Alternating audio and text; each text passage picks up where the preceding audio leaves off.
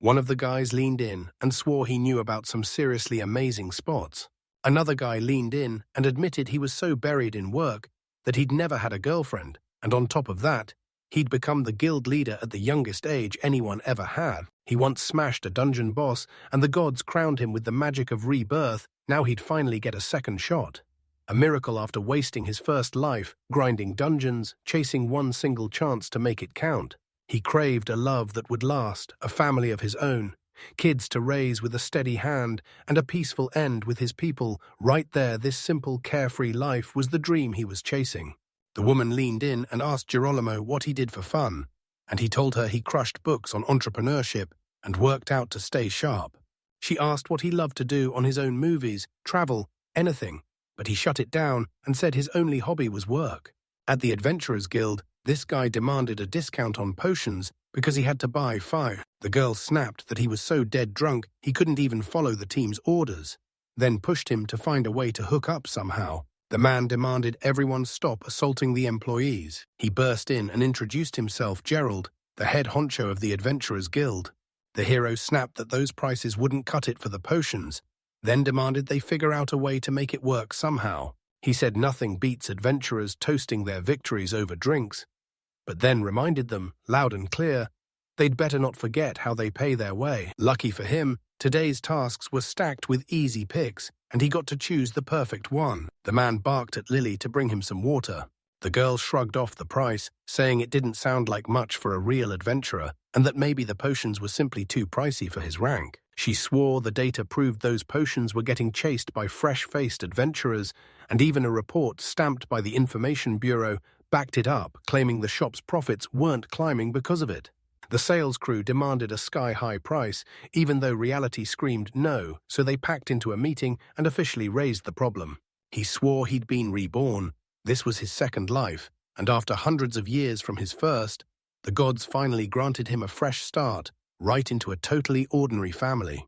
He told me that, back in the day, in a past life he'd been an adventurer, and the gods crowned him with a reward after he crushed the dungeon boss.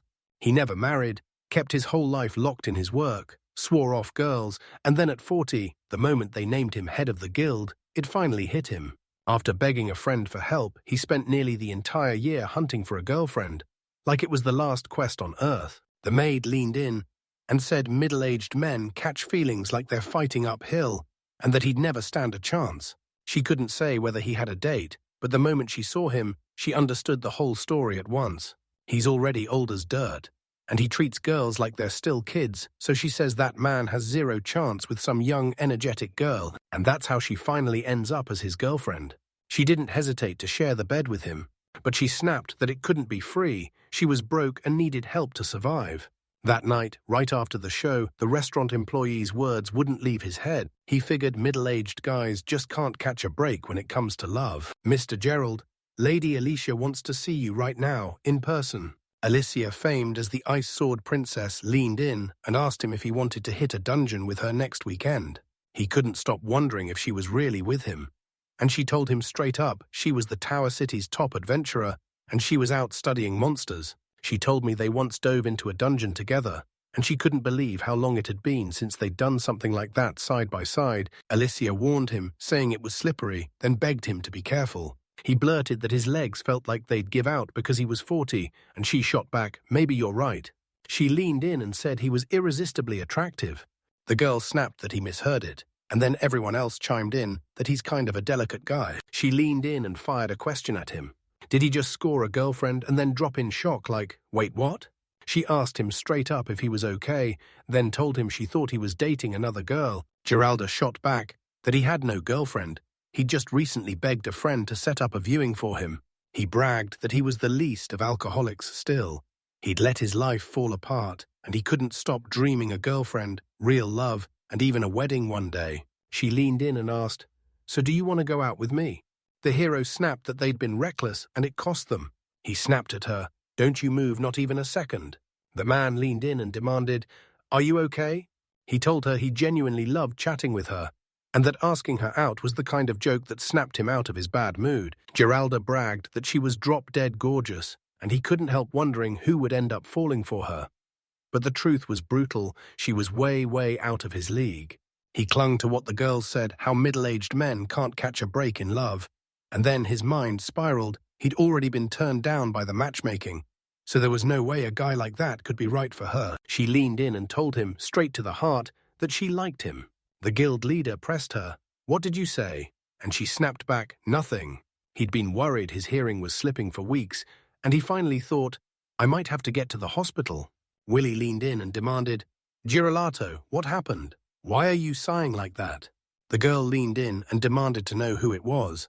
Because Lily had shown up at the guild way too early that morning, he clocked her immediately as the restaurant employee, and when she smiled, she told him her name was Suzu. "They told us we just bumped into each other at a restaurant and that's it." Nothing happened. She said it was breakfast time, begged off because she couldn't leave the team hanging, and tossed out that they should totally go on a date sometime. He pressed her again for what she said, convinced somehow that he was a 40-year-old virgin who'd gone without a girlfriend for over 100 years. Lily didn't joke, she looked straight at you and said she was dead serious about going on that date. The girl said Lily was radiating pure happiness, like she couldn't possibly hold it in. She blurted that she'd be heading out on a date with the guild leader, her very first date. Then another girl cracked a joke, saying she was about to turn into a big girl. She leaned in and asked Suzu if she was absolutely crazy for him, head over heels, fully into him. Suzu shot back that Lily was way too young for those thoughts and that she'd already hit adulthood, and Lily asked, straight up, if Suzu was sure he didn't mind her asking him out. Lily swore Suzu must like Mr. Gerald because she hugged him, but Suzu snapped back that it was nothing, just a normal hug, no love mixed in. Suzu snapped that he wasn't her type at all, then turned to Lily like, "So how did you fall for him?" Lily told me that when she first started working, she was so terrified she couldn't even bring herself to meet his eyes. He admitted he knew the guild was scared of him, then leaned in and asked, "Tell me, are you afraid of me too?"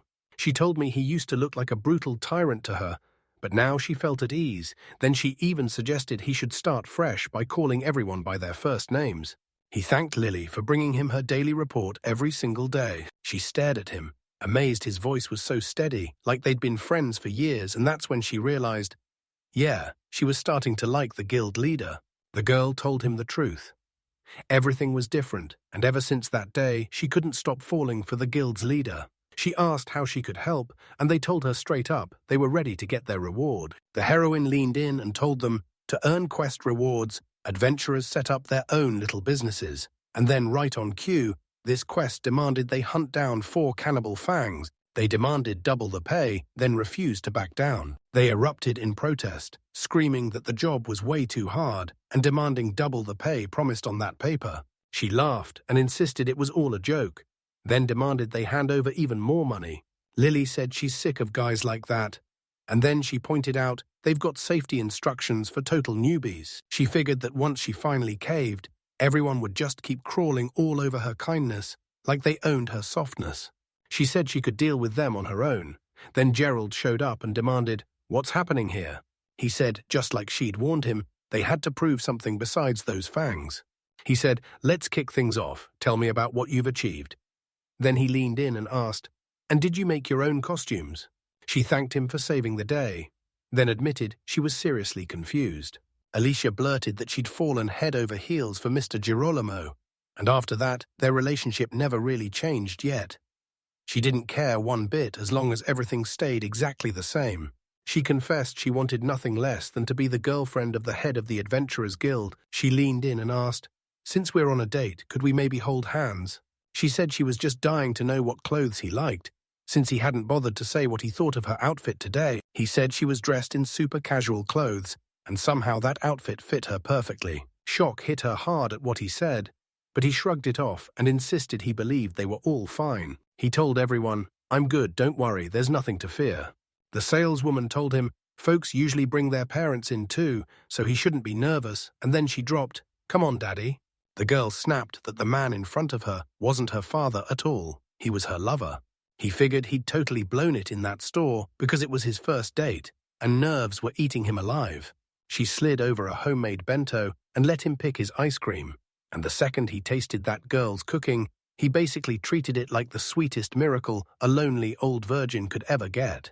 She shrugged off everyone's opinions and said they looked so in love it was impossible to miss. Geralda thanked her for the date, then leaned in and told him it must be brutal trying to keep up with a young, beautiful girl like her. She asked, "So do you still want to date me?" And he shot back that they both worried about relationships just as much. He figured she was falling for him. And then boom, she finally confessed her love. That kiss hit like sweet chocolate, and Alicia leaned in and asked, "You two hungry, want to go grab some food?" Alicia snaps into action and starts barking orders to her group. They pushed for the tougher dungeon in the east, where high-level monsters lurked, and that's when the new dungeons finally unveiled a brand new kind of magic. Alicia blurted out an apology and swore she wasn't going anywhere. She said she only wanted to stay close to him, and then she asked for Gerolamo by name. The girl asked, "Did you call me?" And the others instantly guessed it must have been him, the same guy who'd kissed her beloved. She wanted the truth about what sparked between them that day. Then asked, "Can we stay together forever?" Because she was just an ordinary administrator, while he was an adventurer. Alicia snapped, "So why are you here if not because of me?"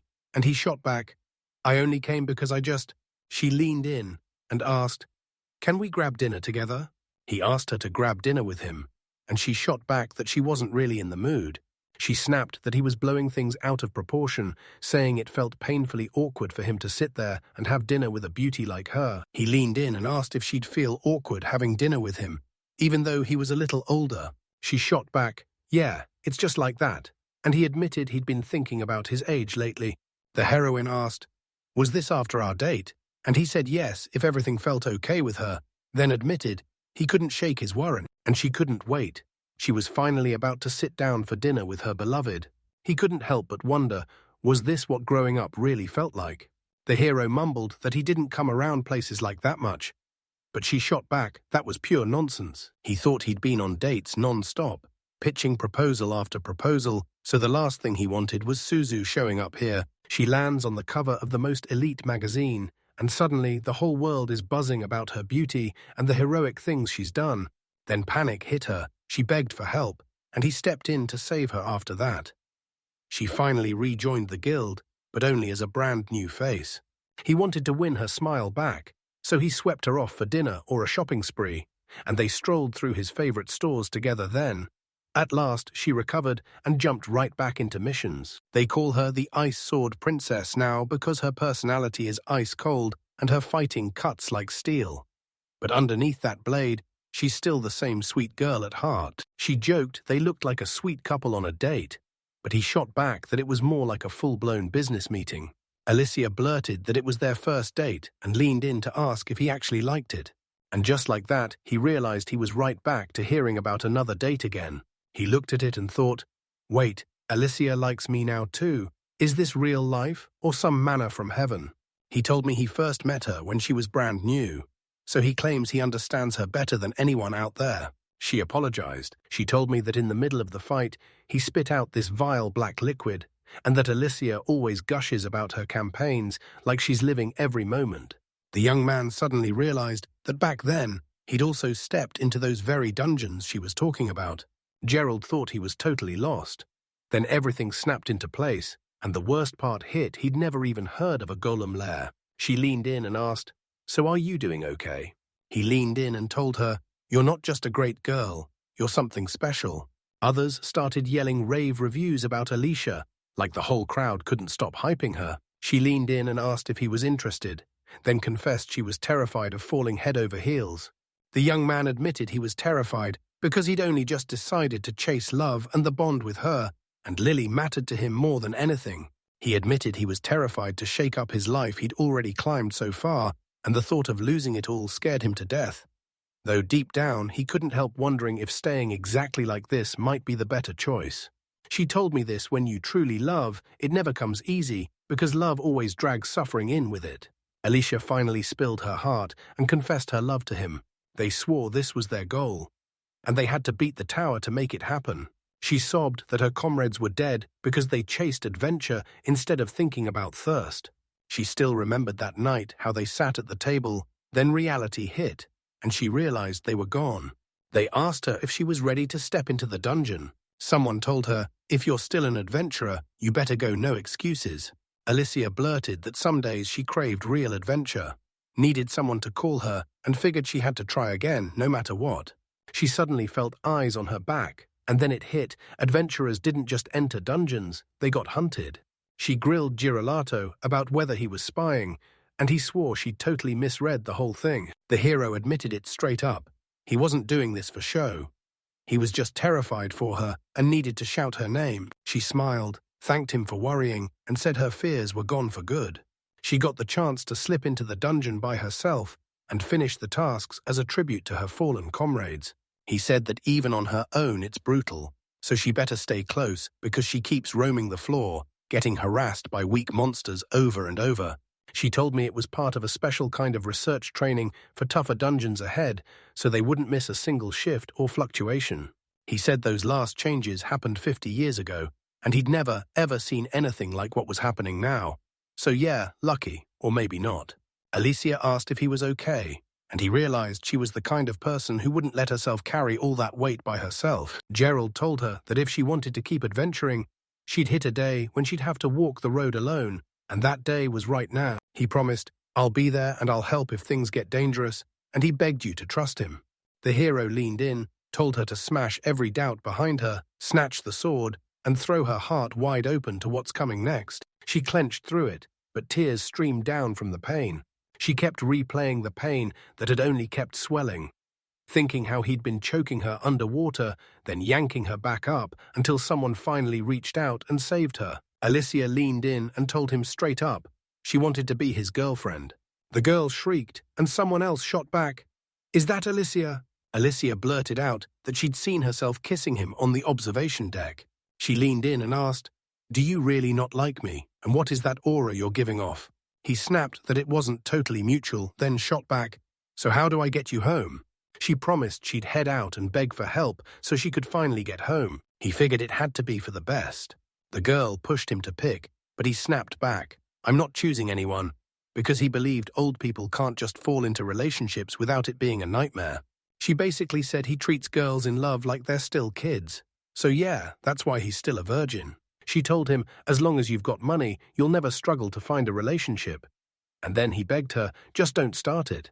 The girl grabbed my attention and told me to go tell Mr. Geraldo that when she got back from the dungeon, she wanted to meet him. She told me she'd been warned she wasn't a good drinker, and she was told straight up to lay off the heavy drinking next time. She demanded to know why she couldn't remember, and they told her straight up she'd been totally wasted, drunk enough to go charging after the gill-beater right in front of Alicia. He told you, "I'll explain everything later," and warned you that while he was stuck in the dungeon, you better not get bored. She fretted about what was even going on with their date, then blurted out an apology and pushed them to let her fill out the paperwork for them. The whole dungeon lurched, and the legendary mechanism finally roared to life. Dungeon cities sprawl across the globe, packed with terrifying monsters, and adventurers keep charging into those depths day and night, chasing treasure like it's their destiny. Right now, there's zero chance of breaking that dungeon blockade. Everyone panicked because their friends were trapped in the dungeon, and they demanded at least a shred of information, anything at all. They finally cleared the first floor of the dungeon, but the readings were nothing like before, because it wasn't normal at all. The whole place was vibrating, like something was alive. He demanded that every adventurer be on high alert, warned that terrifying monsters might suddenly crash the party, and then shot a question, had anyone come back yet? The ones who were on the first floor finally came back and spilled exactly what went down. The girl snapped that they had to send a rescue team right now, and he shot back, asking if she really thought that was the right move. The research team is now digging into what's driving these oscillations, and they're convinced it won't be the last time they expect it to hit again. The girl sobbed, swearing they couldn't keep stalling until every detail was nailed down, because if they did, Suzu would die. He nodded like he truly got it, and then said, "Lots of adventurers are still trapped down there in the dungeon right now." Suzu and Alicia were missing too. She sobbed because she couldn't stand to watch her childhood friend die, and someone told her about a grim theory: if you're trapped in a dungeon, you've got roughly 3 days to live. Most adventurers load up on supplies and essentials, but ever since, the survival rate has cratered. 2 days had already slammed by since his hesitation. He replayed the moment he once rallied adventurers to find the missing and how the rescue team died trying. Even the low-risk monsters got wiped out by goblins and ogres, and a dungeon with zero collected intel is a death trap waiting to happen. One of the guys leaned in and asked what was wrong with Alicia, but she snapped, "Nothing," and shut it down.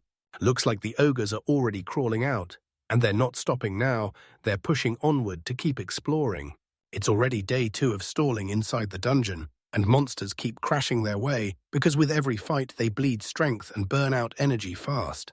They spotted a ladder, planted themselves by the landing, and just waited for the rescuers, because jumping into the unknown wasn't worth the risk. He swore the stairwell area was safe, and if trouble broke out, they could hide there for about 7 days, because by then the guild would finally be close enough to track down the missing. But they pushed on anyway, hoarding supplies like it was life or death, while she kept warning that roaming the dungeons blind without real info was pure disaster. Because they couldn't afford to stay frozen in place, the guy grabbed Alicia's attention, told her not to panic, and demanded she pull herself together. The girl said it just made sense to move while they still had the chance, and they agreed, jumping straight into the search so they wouldn't waste a second. One of the guys yelled at them to sprint back to the stairs and hide there for 7 straight days. The boys snapped to it. The air rang with a woman's voice, and there was Suzu, leg busted, still sprinting. He told her to stay out of it because she was already a dead woman, so they refused to even look, then hauled ass and left. Alicia couldn't stop thinking about Girolato, so she blurted out, "What am I supposed to do?" The heroine stormed back from the guild leader's place with food in tow. The girl gushed that the guild leader was incredibly kind, then begged him to help carry the treats up to the loading platform. He told her he could help, then urged her to stop crying right now. She prayed he'd come back safe, and he begged her to wait right there for him. The girl screamed she could help, and in that rush, her mind sprinted back to her friends. She slammed the gas with accelerate. The girl blurted that the door was wide open and that it was her fault. Then the other girl snapped that she couldn't even see the underwear, and the second guilt hit her so hard she felt tiny and powerless. She said we'd head to the hotel, start undressing, and then these awful, crappy panties showed up. The other girl snapped that they weren't even going to the hotel, but she insisted they'd still get their chance, and then she shoved her a gift in her hands. She promised their bond would skyrocket to a whole new level, and then she dropped the name, Geralda. The girl blurted out, "This is terrible. Was this really what I paid for?" And she snapped back, "Yeah, because it's my thing." They grilled him about whether it got rebuilt somewhere else, and pressed for any clue about the vibrations. Panic hit them when the map stopped making sense, because those who'd been on the 2nd floor suddenly found themselves on the 10th and even the 20th. Suzu snapped that the laughing had to stop. They needed to cool off and do something, so the other girls urged her to move on and hurry up. Out of nowhere, a monster burst into the scene. She was laughing like there was no tomorrow, convinced her life was finally sparking into a real adventure. She feared this was where her wild adventures finally got cut off. Alicia shot back that everything would be okay, and then she promised there wouldn't be a single monster left. She burst out to the girl, drenched in blood, begging for a health potion because the girl immediately recognized her as the porter's daughter. One of the guys snapped that she was already dead, then drove the question into her, "Why the hell are you climbing up here to save her?" He claimed she was an adventurer, not some goblin, and that she wouldn't drop so easily. Then he leaned in, like he could use her helplessness to his advantage. The girl shrieked, "No way," and shoved him to toss the potion she had to get help right now. He shot back that one potion wouldn't cut it. She'd already bled out too much, and then made it clear they needed potions to stay alive too. She swore that if there's even a single chance to save someone, she'll take it, because that promise is her whole guiding principle. He cornered her and asked if she had heroism syndrome, then told her to shove her principles somewhere out of reach, because even as the team's leader, she didn't get to decide for everyone else. She told him, "You're the leader and I run the medicine," then pointed at the man sprawled there, dying, while he just sat there and did nothing. She hissed that she better get that damn potion from him, or she'd rip the secret right out of him by force. Alicia said, "Then this is where we part ways," because she couldn't trust people who were selfish and so full of themselves. She told them to run, because if they stayed here on their own, they'd break, and death would catch them. The girl pressed him, "So why aren't you coming with the team?" And he shot back, "I am." She said, flat out, that she'd already made her choice, and then she leaned in to ask him if he wanted her help. She broke down and confessed, "I was terrified, like shaking terrified." The heroine introduced herself as Alicia, then leaned in and swore it felt like they'd met before. She told them they headed for the stairs because it was the safest spot, vibrations didn't touch it. and the monsters never came near. Another girl leaned in and asked if the guild leader stumbled into this plan by accident, and she grinned back, "Nope, you're spot on." She told me they'd been trading stories about the dungeon incidents all evening, and because she was chatting so smoothly with the guild leader, she'd basically figured it out. The girl believed she could trust the chief with her life. She choked back tears because he never answered her, and her heart sank as she wondered if this was the very last time they'd see each other. Alicia sank onto the steps and stared into the distance, thinking she only needed one last glimpse of him. They fired questions back at everyone. "What do we do while he's down and sick?" someone snapped. "He's never gotten sick a day in his life." And then it hit: an emergency was building with every wild fluctuation. The boss dropped today's assignments on the table, and they rushed to alert the information team and the sales department, then made sure everyone got the full rundown. The girl believed God had blessed the person who handed her a sliver of hope. He admitted he finally understood how deadly hesitation can be. Then he steeled himself and pushed forward. While he was talking to Lily, his mind flashed back to the last rescue team getting slaughtered by goblins and ogres. Then he fired off a fluctuation research report to the guild, but it turned out they didn't need it since the cycle ran way too long. And now that report is gone for good from the information department. He knew he had no choice but to fight because he wasn't about to waste time hunting for a way around. He barked, "Come on." The hero refused to believe he could just drop dead here. And he knew he wouldn't survive for long. That girl was totally stunned back when the research department once filed a report. Somehow, he told me back then, he was stuck in the research department. And sure, his co-workers didn't exactly click with him. People even labeled him a monster, but he still said it turned out to be a killer experience that taught him a ton. She thanked him for indulging her selfish request, but he waved it off and told her there was absolutely no need to thank him. He admitted he's selfish, then pointed to every selfish move he's made like it's proof. The man promised, loud and certain, that they would meet for sure. He suddenly remembered Alicia from that morning, right there in the reception area, standing like she owned the place. He said he didn't even dare walk up to her. Fear seized him so hard he couldn't start a conversation, so he just hid. Gerald roared that he'd given them his word and wasn't taking it back. He demanded to know who was next, and as soon as he bolted from her, he realized too late that he never once considered what could happen. She couldn't stop wondering if that very night they met, he'd corner her and demand an answer. He berated himself like an idiot, because he'd already known and he should have warned her that the adventurers were in real danger. And I swear I could feel his terror, like he was scared to death he'd lose Alicia. He wished Alicia would drop him a clue, and then he felt it: someone was definitely nearby. Gerald felt a surge of relief someone was still alive, so he blurted out, "Are you human?" He pressed him about the mask, and the moment he did, he shot back an answer. He asked if they knew Alicia, then told them he'd spotted her on his way to the dungeon, and he wouldn't stop until he knew whether she'd survived. They claimed it was Alicia's team, and that she stayed on the floor above. Then everything got wrecked. One of them snapped that the arrogant fool had betrayed them and was probably bleeding out right where he fell, while the other demanded, "Tell me, do you've got any potion on you?" He demanded what that look meant, and when the girl told him she thought he shouldn't turn his back on him, he snapped back that he didn't have the potion. The man snapped, "I don't believe it. I'll track you down and make sure you're safe and sound," and then promised, "After that, I'll tell you everything." She swore it was just a dream, Gerald, right there in her head, and she couldn't stop wishing she'd get to see him again for real. Alicia checked on Suzu, and the second she noticed her shaking and running a fever, she snapped, "We need a medic now." She confessed she had a fever and was drenched in sweat, warning that if it carried on like this, she'd dehydrate fast. Then she grabbed the only solution she could and made her drink some water. The girl snapped back to her senses, and the other rushed in, asking if she was all right and how she felt. She said, "I don't need your help anymore." And then she grabbed some water and drank it all on her own. Alicia swore it was her first time and convinced herself this was a kiss. She snapped, "Autoritata, time to get out." She slammed accelerate, then bolted forward at full speed. Alicia fought monsters. She was so wrecked, she felt her body seize up, and she was certain she couldn't move a single inch. She told them not to worry, she was normal, and with the potion, she'd spring right back. But then she flat out admitted she couldn't stand being carried on her back for long, so they should give her a break. She snapped, "I could die," and demanded they pull off her boots because something was trapped inside.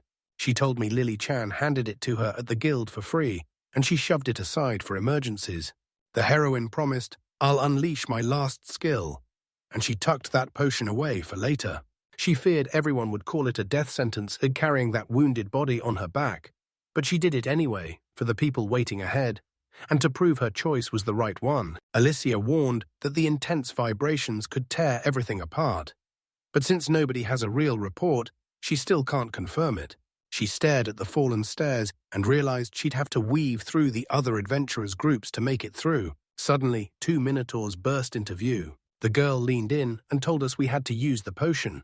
She said she'd drink it herself. She was already at the edge and needed to recover, then swore she'd never regret choosing to save her, even if she didn't make it back out. The girl snapped, "If you freeze in a dead end, you're done, so give up, because fighting back is pointless." He said it all came down to luck, but he'd grind his way past it, because that's the one rule every adventurer lives by. Alicia screamed, "Strike!" She figured that if she unleashed lightning at the absolute peak of her power, death would be locked in and she'd wipe them out while all 3 skills were still firing at once. The heroine quickly bowed her head and apologized to Suzu. She snapped, "I can't do this anymore." The girl swore she'd done everything she possibly could. He figured he didn't regret a thing, and she never really gave his feelings back. So maybe, just maybe, this mess was for the best. She believed Gerald always had her back, and everything felt like it was ripped straight out of a fairy tale. Alicia told everyone she'd finally found the perfect team for her conditions, and she'd be stepping into the dungeon with them tomorrow. She thanked him for worrying and said she was totally fine because he was the one who told her to go find some company. She snapped awake and realized this was real. Then she surged forward with pure acceleration. The heroine insisted with total certainty he was here, and she knew it. Gerald told her, "Leave the rest to me," and forced her to rest. He tore into a monster and fought for his life. She told her that he was here, and he shot back, "I kept my promise." The man spotted them and blurted, "I've been hunting for her too. Lily's waiting for her outside."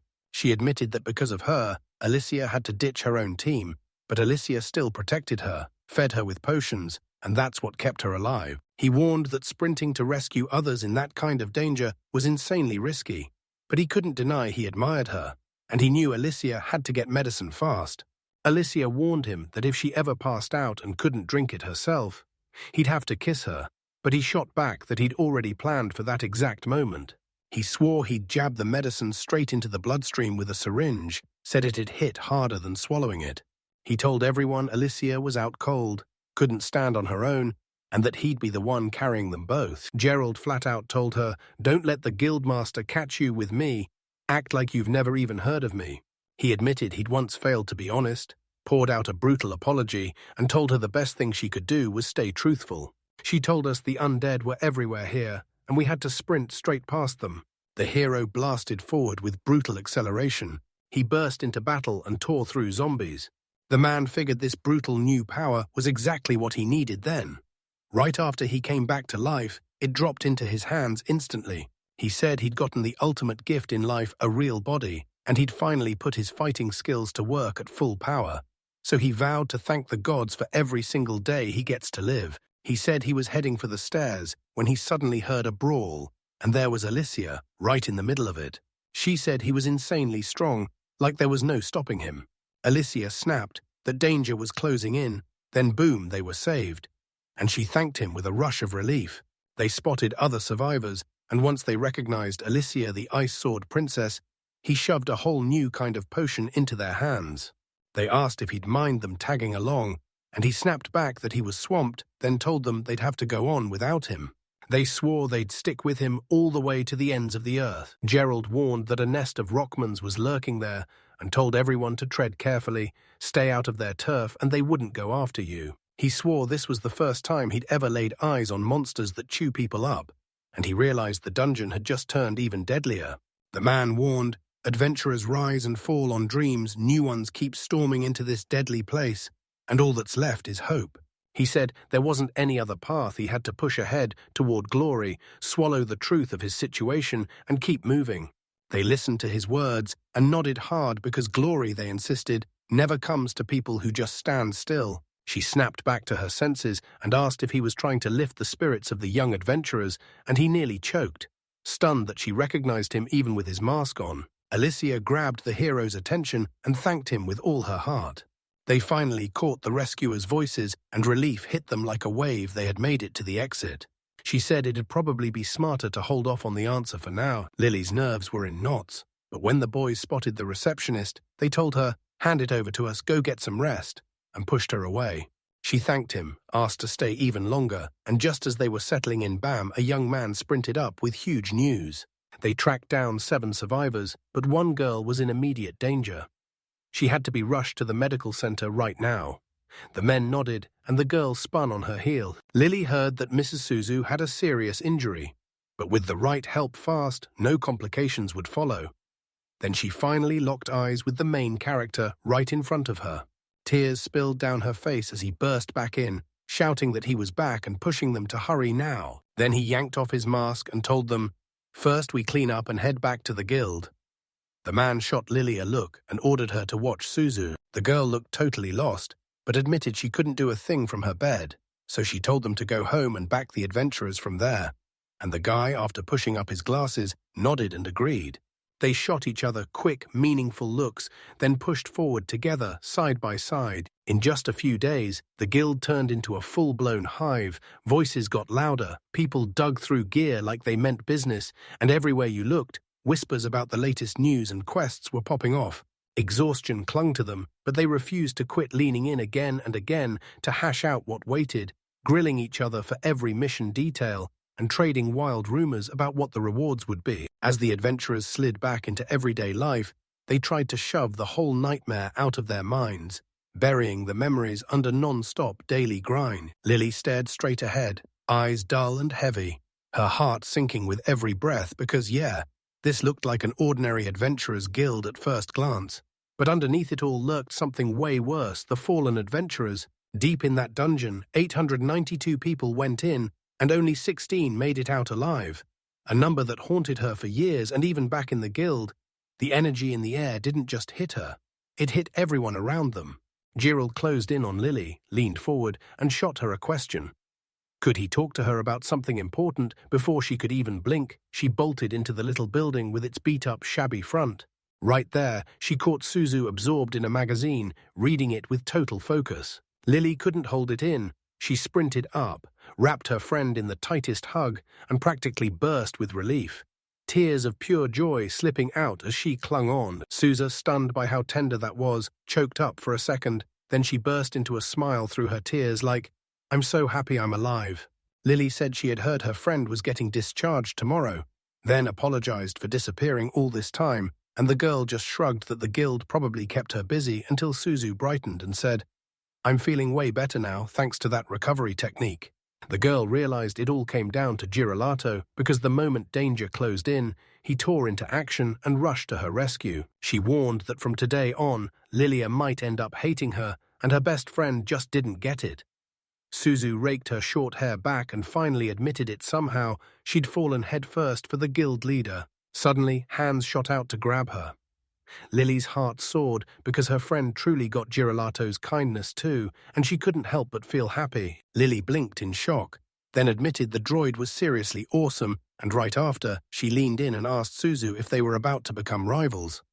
Sure, they'd been close since childhood, but she wasn't about to play coy because she fully expected she'd end up as his lover. Suzy snapped her head back and with a quick smile thanked Lily. Still, she refused to fold, gripped her friend's hand with a fierce squeeze and held her ground. Gerald burst into the room, scanned everyone like a hawk, and demanded to know what was wrong.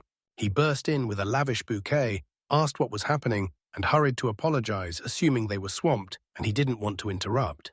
The girls said teenagers are super sensitive these days, and the guy snapped that he didn't think it was worth all this. Then Lily shot back that maybe he just misunderstood. Suzu said she and Lily were cool with each other, not exactly best friends, but with him in the mix, things could definitely click. She gasped at the bouquet and at the fact that he'd come to see her while she was sick. The protagonist shook his head and said, "Those flowers weren't for that." She smiled anyway, then admitted that after what went down in the dungeon, she felt like she owed him her life, and she couldn't thank him enough. Gerald dropped his head and told her, "Don't worry, I've got a good feeling about the dungeon." Suzu couldn't make sense of that premonition at all, so she just laughed behind him and teased that she hoped he'd like the feel of her on his back and arm. Meanwhile, Lily was totally lost, not knowing what they were talking about or what had even just happened. She shot him a furious glare and snapped that she couldn't spill the truth. She admitted maybe then her friend would finally hate her, but the truth was she couldn't stop being fascinated. Suzu blurted that she wanted to hand the bouquet back to the protagonist, and he just couldn't wrap his head around why. She figured those flowers were for Alicia because she owed him one favor, and he was probably trying to win her over too. He nodded and then almost like his brain snapped into place. He remembered Alicia and demanded to know where she'd gone. They said she wasn't in her room at all. She'd slipped up to the roof.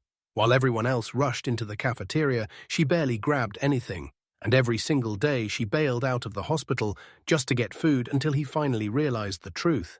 That girl didn't just like to eat, she needed it. At dinner, she barely touched her food, and he swore she was wasting away.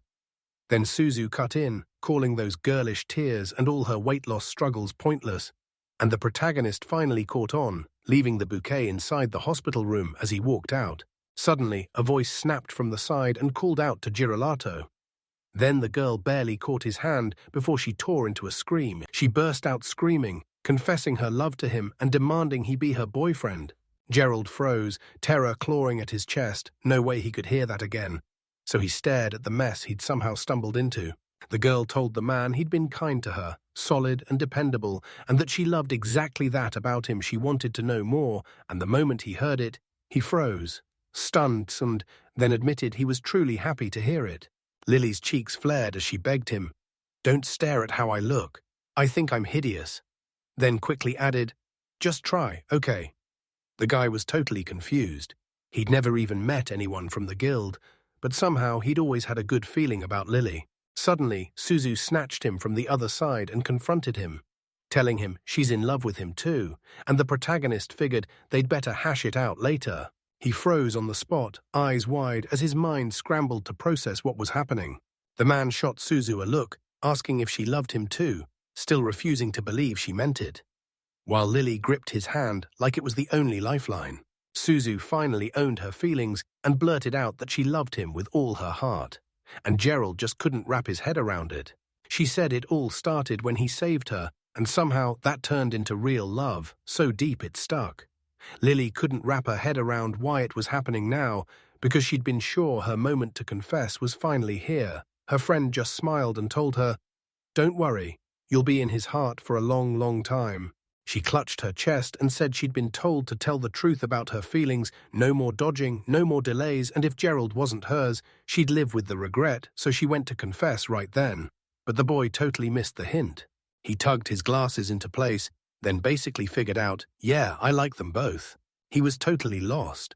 Girls kept throwing confessions at him, one after another, swearing they loved him more than anyone, and insisting he had to pick them, while they warned him that if he chose Lily, disaster would follow. The hero froze in shock. Then a door ripped off its hinges with a brutal roar and an angry fist punched through the opening. It was Alicia, and the whole crowd screamed her name. Then she smirked and said they were really so cheerful, like it was all a joke. When she heard the girls confessing their love, Alicia decided she'd jump in too, but Gerald blurted out that nothing was turning out the way she'd pictured it. His cheeks flared red, and he hurriedly admitted, "I just got here." The girl blushed hard, then burst into tears and confessed that she loved him so much it hurt. Lily rushed to tell Alicia the truth. She'd already kissed Girolamo, and that meant she was his first, then bragged that he treated her like a princess, but Suzu cut in fast, saying she'd spent more time with him than anyone else. In the dungeon, the man's eyes locked onto her body, and the girls burned with jealousy. Gerald lunged to speak, trying to ask for a word, but Alicia suddenly snapped, screaming that she'd made the whole thing up. She declared that from that day forward, for one whole month, they'd be rivals. Then in the end, Gerald would choose who got to be his lover, and the boy just froze in pure shock. Lily went along, and Suzu lit up because it sounded perfect.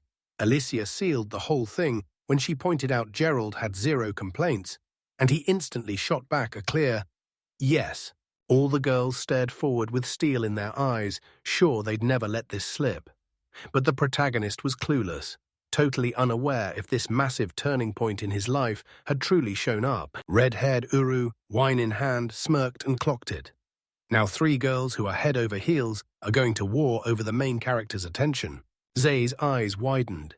Jiro's silver shield was still unbroken. Altina didn't say a word, but her silence screamed, "Go talk to the women," while Jiro stood there, clueless, totally oblivious that he'd somehow stumbled into a harem.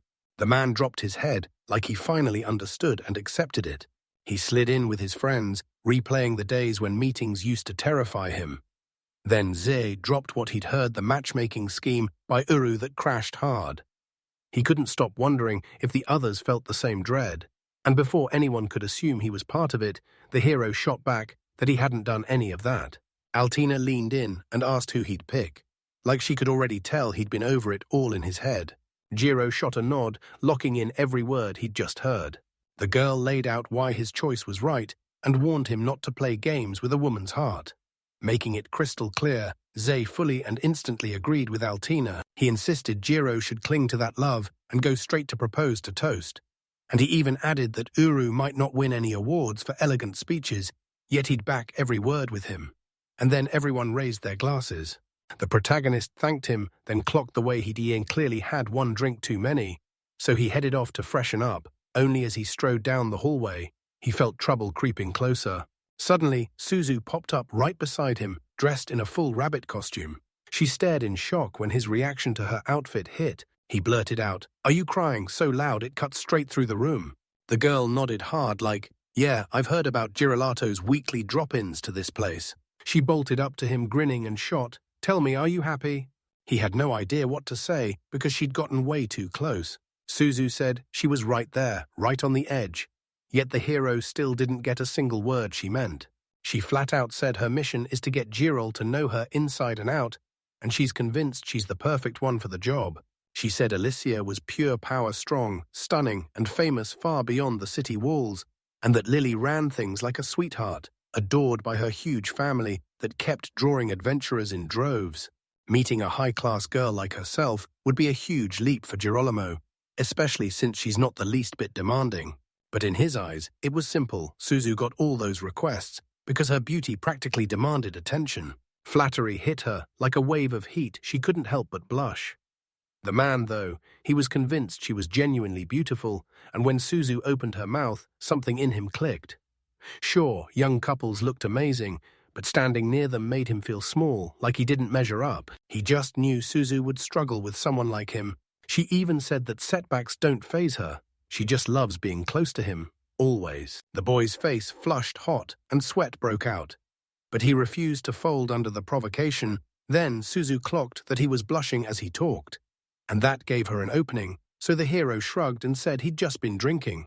Then a co-worker marched up to Suzu and slapped down the reminder about their rule against harassing customers. Suzu's woman hurriedly apologized, Gerald stormed off, and when he finally returned to his friends, they spotted his flushed face, and he just muttered that he'd had way too much to drink. The man said maybe it was a fever, then snapped that he hadn't gotten a wink of rest since he hesitated in the dungeon, so Gerald swung into action and called the guild. He shot an apology back, blaming his bad health, and everyone nodded, telling him to head home and rest. The receptionist totally got it, and things looked so smooth they figured they could handle it on their own.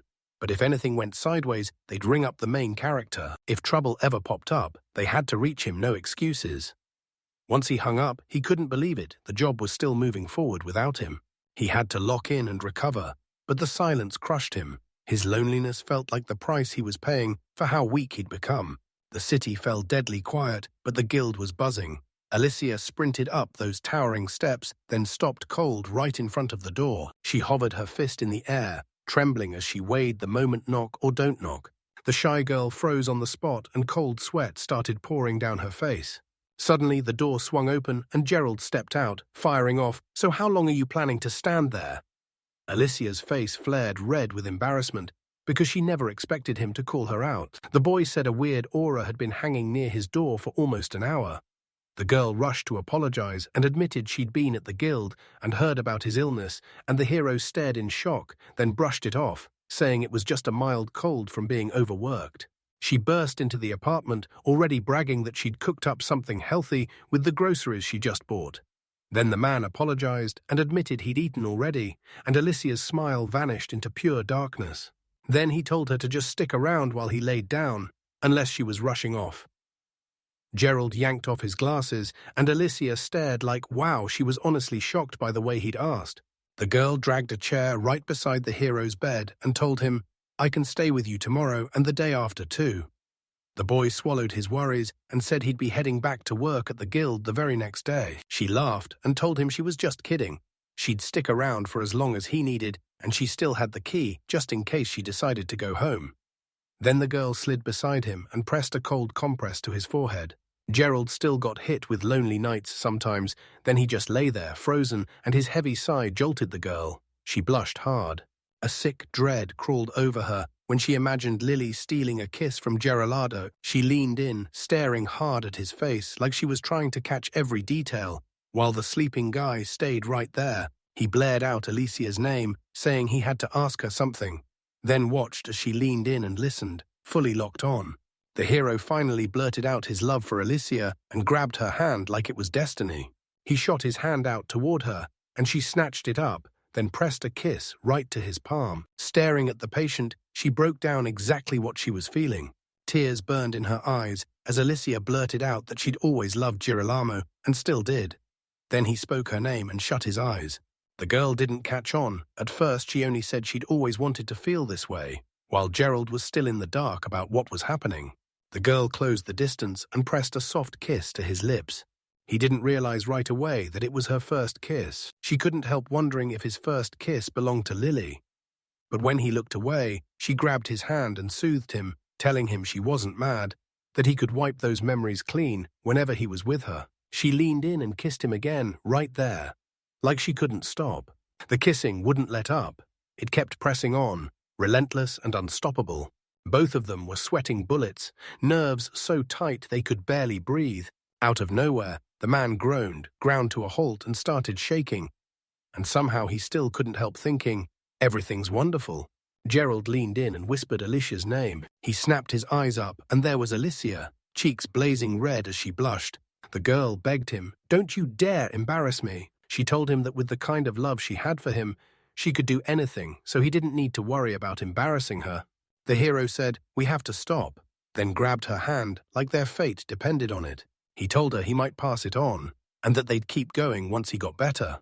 Then she snapped back that she wasn't scared of catching it, because they had a whole lifetime of time still waiting for them. A sharp knock slammed against the door, and Lily swung it open, inviting them inside. Suzu and Alicia stepped up to Girolato, smiling at him, and immediately asked how he was holding up. Suzu threw her arms around him and asked if he invited her just to meet her. And when he said yes, she promised she'd owe him big favors if they showed up at her cafe, while Alicia stared at how red his face still was. Like maybe he needed to take it easy today. Lily snapped back, saying this was an adventurers' guild and they had to act right, then demanded why Suzu and Alicia were getting dragged into it too. Turns out they had crucial business to handle. An invitation to a party slammed onto Alicia and Suzu's doorstep from the Royal City's Adventurers Guild, addressed straight to them, and the girls exchanged a sharp, thoughtful look. Lily jerked in shock and blurted, "Why am I not invited?" And tears flooded down her face. He strode up to the house and froze, because someone had slipped into his place. He shoved the key in, twisted the lock open, and bam, spotted someone's legs inside, and his shock hit him like a punch. Alicia was cooking up dinner when Girolamo finally came back, and her face lit up instantly. She grinned and told him the food was ready. She couldn't help but blush when he insisted on talking, and the guy looked completely stunned. Then Lily and Suzu popped up behind him, and Alicia gasped in shock. The girl couldn't figure out why they'd brought her here. Lily admitted she only showed up because he was wiped out after work, and she just wanted to help cook dinner. And Suzu fired back that she'd gone for the guildmaster earlier right at the entrance, then tag-teamed along simply out of curiosity. Turns out Alicia already had every last thing lined up and ready. The main characters all pitched the same idea, let's all grab dinner together. Alicia admitted she hadn't even coded for 4 in the first place. Her face went hot with embarrassment, then the guy apologized and Suzu immediately pushed back for more, saying 4 servings was clearly nowhere near enough.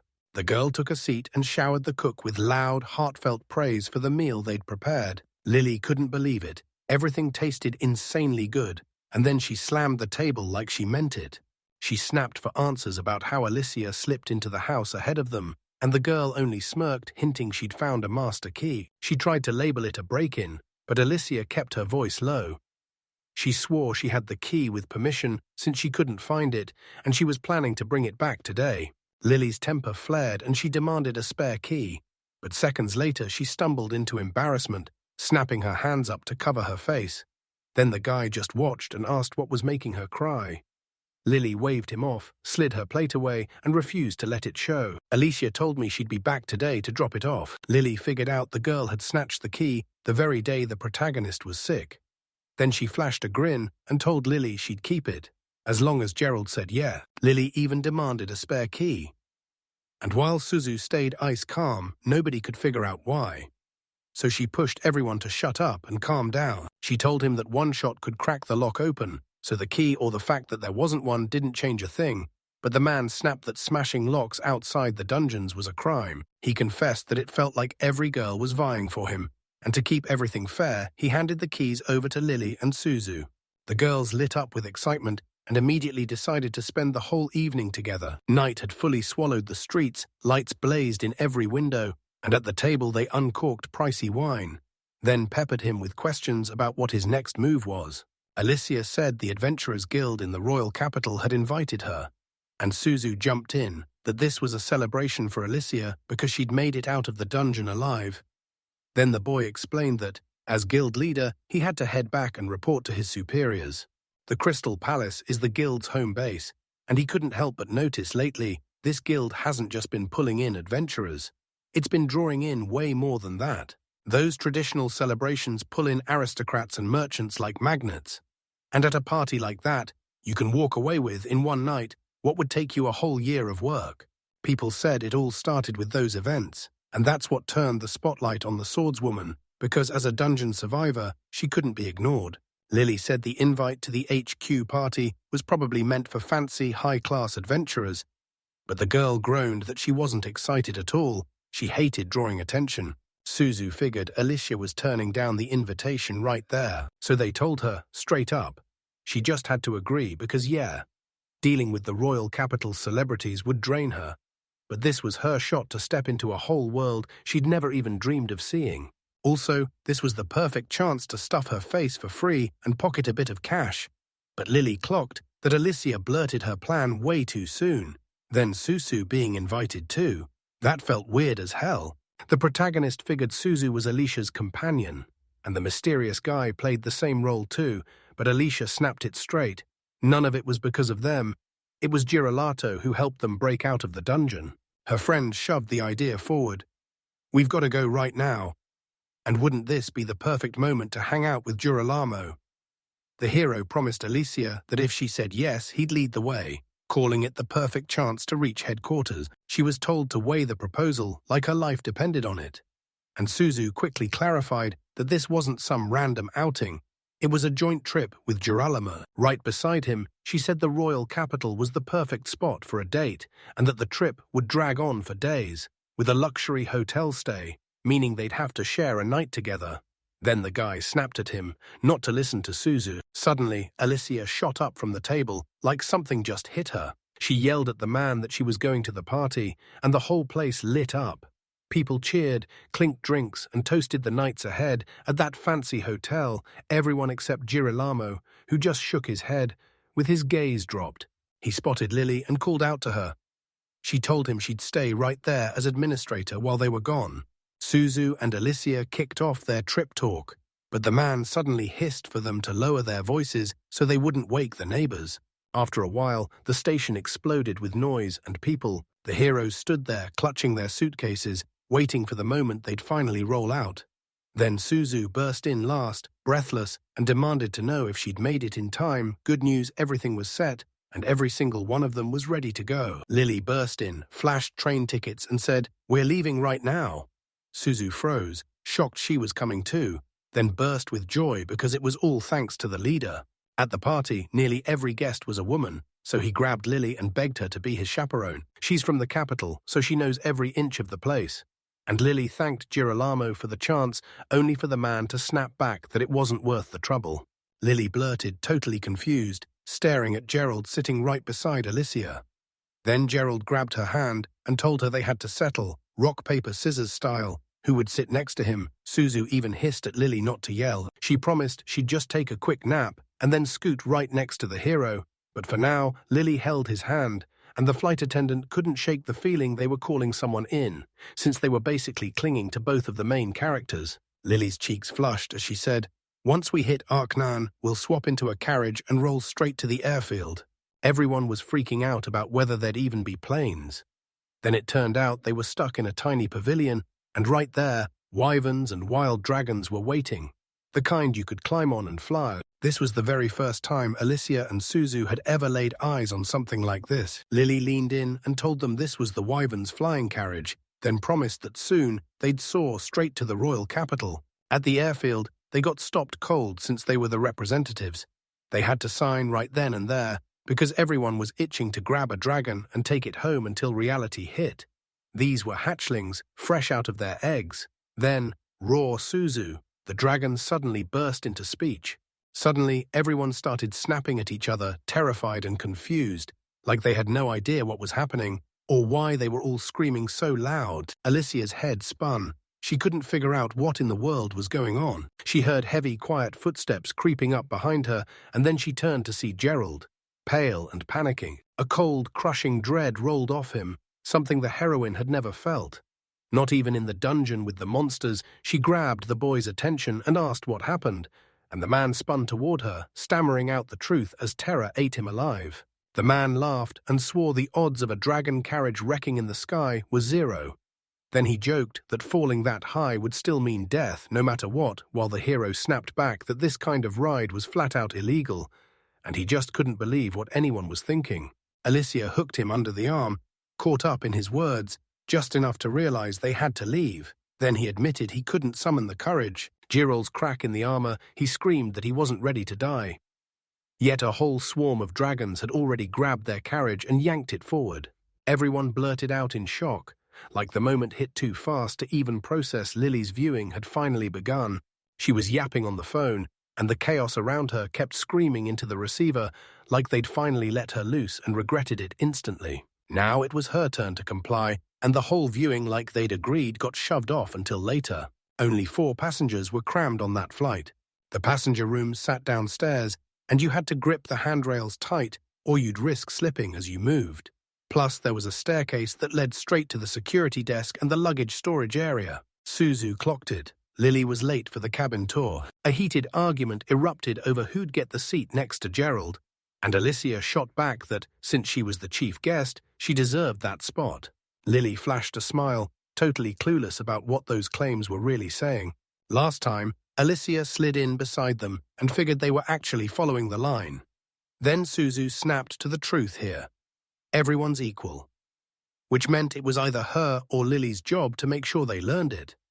So the girls broke into rock, paper, scissors, and Suzu won. She grinned and announced she was about to slide right beside the main character. The one with the dark aura didn't ask. He ordered her to sit down with pure menace.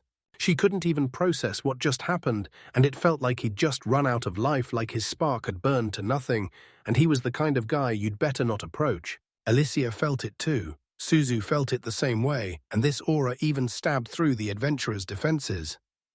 That's when it hit her. Gerald was insanely strong, but still a total mystery. She spun toward him and leaned in close, whispering in his ear whether he was scared of heights. She shot up, wrapped him in a tight hug and promised, "I'll hold on to you, no way I'm letting go until we finally take off." Lily spun toward Suzu and ordered her to stop. Everybody went dead still, staring in confusion because they couldn't figure out why Lily was suddenly so worried.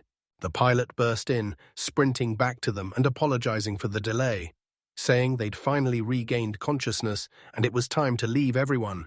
"Take your seats and buckle up." So the protagonist adjusted his glasses, nodded, and couldn't wait to finally take off. Alicia stared ahead, stunned by how breathtaking the landscape was. That little town felt swallowed by the sky, and those high mountains looked downright haunted, so Suzu nudged the boy to peer out the window, but he shut it down and refused. And then they both swung back to Girolato, who was drenched in sweat and trembling with pure anxiety. Even he had cracks, he admitted it straight up, and he said Lily's no different. Sure, she hides it well, but he could feel it. Something was wrong with her, and it wasn't just in his head. Suzu, her best friend, figured Lily must have gotten into it with her parents, especially since Lily had just moved out, and yeah, it wasn't huge. But Suzu still pushed back, reminding her to stay more restrained because Lily had been hurting and feeling really down lately. The girl kicked off her tail, and her friends leaned in, asking whether they could set up a viewing for her. Lily's face fell as she told everyone she wasn't interested at all. But her parents had already picked a candidate, and with the meeting coming up fast, they had to rush home. She hadn't seen them in ages, so she was planning to go visit, yet she had no idea what to do next. Alicia wanted Lily to fake disgust at the candidate, but the hero remembered that Lily had done that on their first viewing, and it crushed her, so Alicia pressed Lily hard, asking if she was against the viewing in principle and if she'd ever seriously thought about marriage. The girl's cheeks flared as she blurted out a firm no, twisting her hair while saying, "You can't rush a decision like that." Then she shot the hero a look for his take, and he just stayed silent.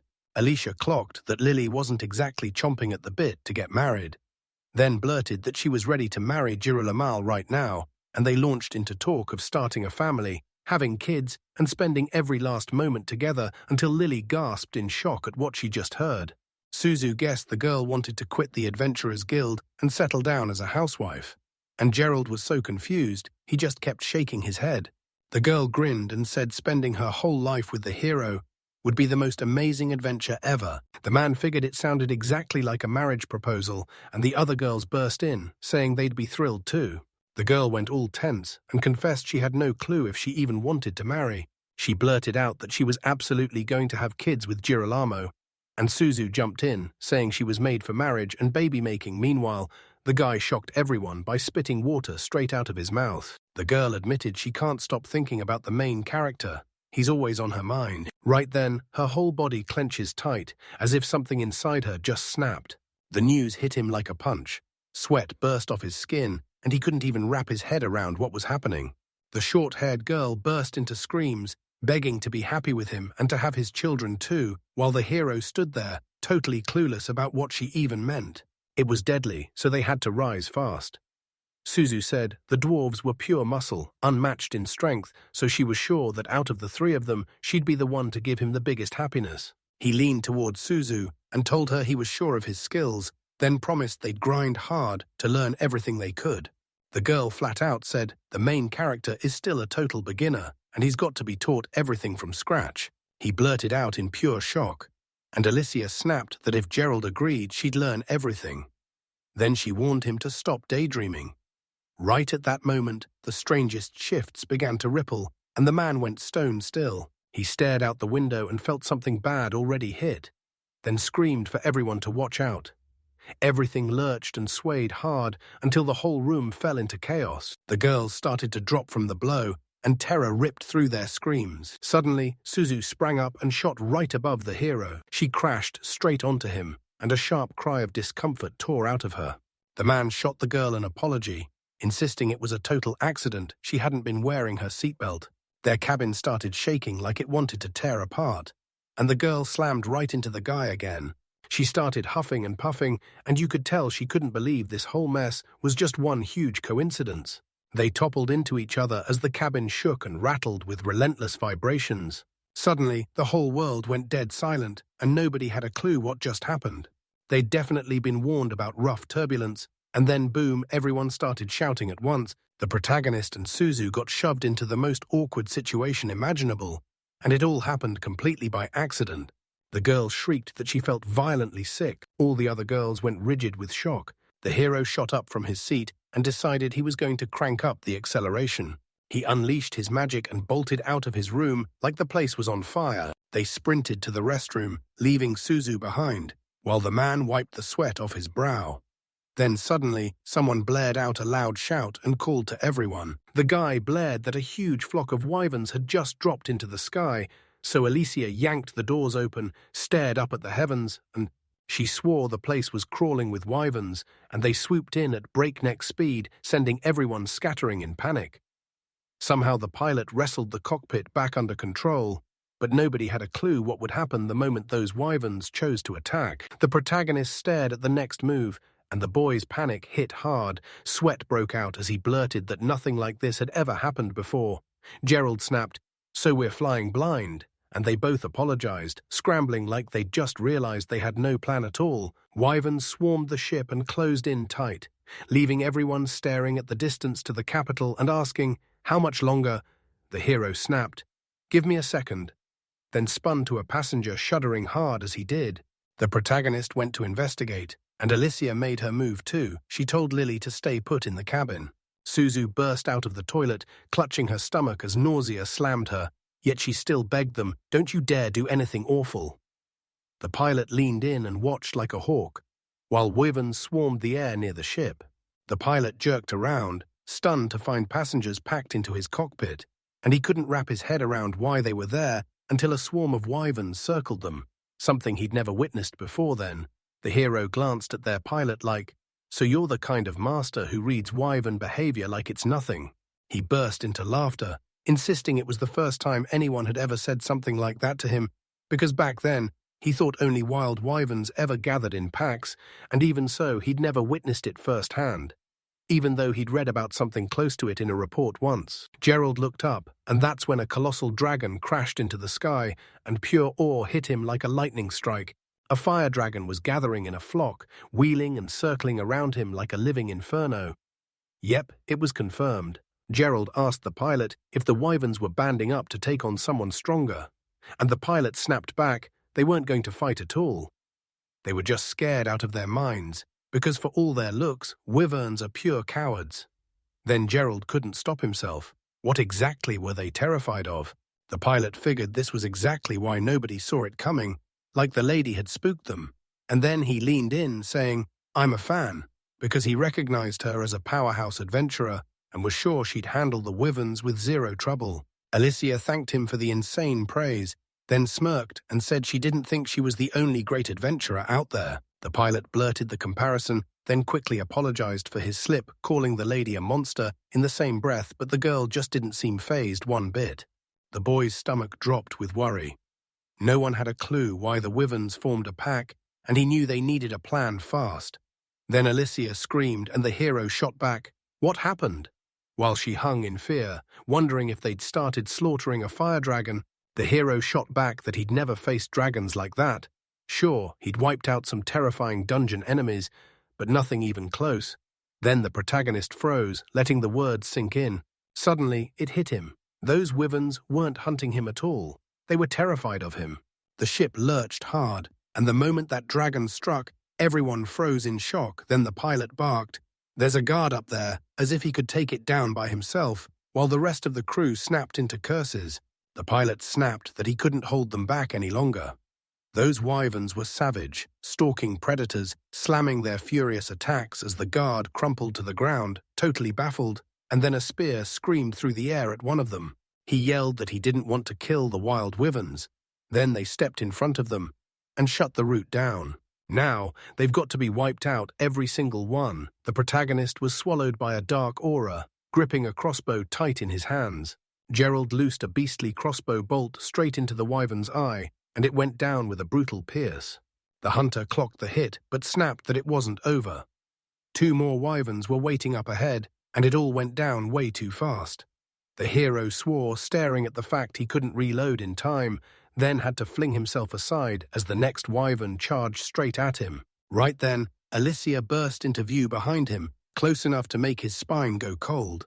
She sprinted in and whipped her long spear around in a fierce swing. The girl drove in the decisive strike, smashing a clean hit into his jaw, and then she vaulted right over him, only for the boy to lock up, still clutching his crossbow, frozen in readiness. Then he loosed an arrow right on cue, and their perfectly synced teamwork crushed the enemy in an instant.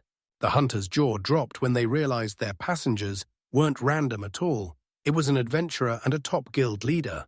And they straight up said they'd come to help because they were way more battle-hardened than anyone on the staff. The hunter nodded, thanked him, and reached out to shake his hand. Then, out of nowhere, a brand new opponent burst in from behind, screaming at the top of their lungs.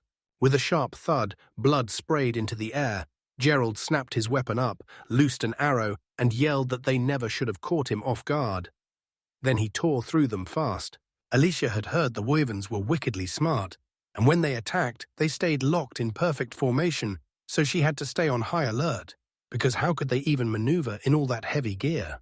The hero told the girl to lock onto the wyverns right in front of her, then yanked off his protective mask and swore he'd personally keep her safe, so Alicia flushed, blurted out his name, and froze in shock.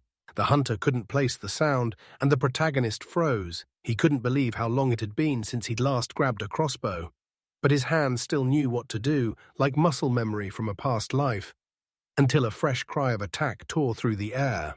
Even with the tactics switched up, the rule didn't budge: drop anyone you can hit. The hero snapped, the ones at about 2 o'clock, finish them first. He decided to take the rest on himself. Enemy after enemy had swarmed the flying ship. The girl screamed in triumph, and the hero spun around, utterly stunned. Gerald held his breath, locked eyes with his target, yanked his crossbow up, and fired his shot, dropped one enemy, and the next one crumpled right after. He barely got the chance, but he reloaded his weapon anyway. The main character blasted out projectiles non-stop, and nothing could stop it. Lily and Suzu sat inside, clutching each other, terrified out of their minds. The hero dropped the first foe with a precision arrow, then slammed into the second like lightning, finishing them in a blur. He let out a sharp breath, shocked that he'd just taken out 3 in one go, and right behind him the shouting flared up again. Everyone snapped into war mode for the next attack. Alicia burst in as the dragon screamed and spun.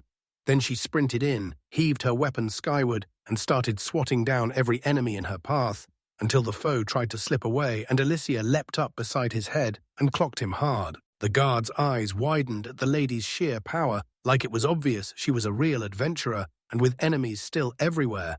The protagonist stared in shock as they deflected every single attack so flawlessly, wondering if maybe, just maybe, they could actually claw their way out alive. The young man snapped to attention too early to let his guard down, because if the enemy struck right away, they were done for. And when the guard finally spoke up, he couldn't believe it. This guy hadn't even touched a crossbow in ages, yet he handled it with terrifying skill. He then asked if they were just being too pessimistic about the whole mess, and Gerald snapped back that every adventurer has to plan for the worst, so he tensed up, bracing for the next attack. After a brief standoff, the enemies backed off just a bit, but then they surged right back, swarming the aircraft and hammering it with non-stop attacks. The guard blurted that 3 dragons were streaking toward 8 o'clock, and the protagonist yanked his crossbow up in an instant. Gerald told them to rest, kept an eye on everything, and when Alicia offered him a break, he froze up and teased her about his age until she shut him down, and the hero insisted they had to train harder to stand up to heavy weapons. The guard nodded, then crumpled to the floor, ready to rest too, while Alicia watched her own effort land and realized something scary. Battling enemies in the air was way harder than she ever imagined, and that pressure could shatter her focus, so the girl snapped to a pause, thinking hard. She was shocked this man wasn't scared of heights anymore, so she fired off a question, and the hero literally froze. Staring down, he said he couldn't call it fear of heights exactly, he just refused to go out in some dumb, preventable death, because right now he didn't have the luxury to be afraid. He was convinced the guard felt the same, then stress hit, and the guard clocked that he was still alive. The hero snapped his gaze forward and sized up the whole situation. He realized it had already gone pitch black, and they were flying ridiculously low, skimming the darkness. Gerald heard the pilot say wyverns could spot everything in the pitch black, which meant their position was anything but an advantage, but then it hit him. He'd already survived the darkest dungeons, more than once. Everyone stared in shock because his eyes seemed to be everywhere at once, and he couldn't forget the way the adventurers he'd traveled with used to react the exact same way. If you can't see it, turn up your other senses, because the protagonist decided to feel it all over again, and threw every ounce of focus into the moment. He felt the wyvern's wings slice through the air and heard their thunderous flight.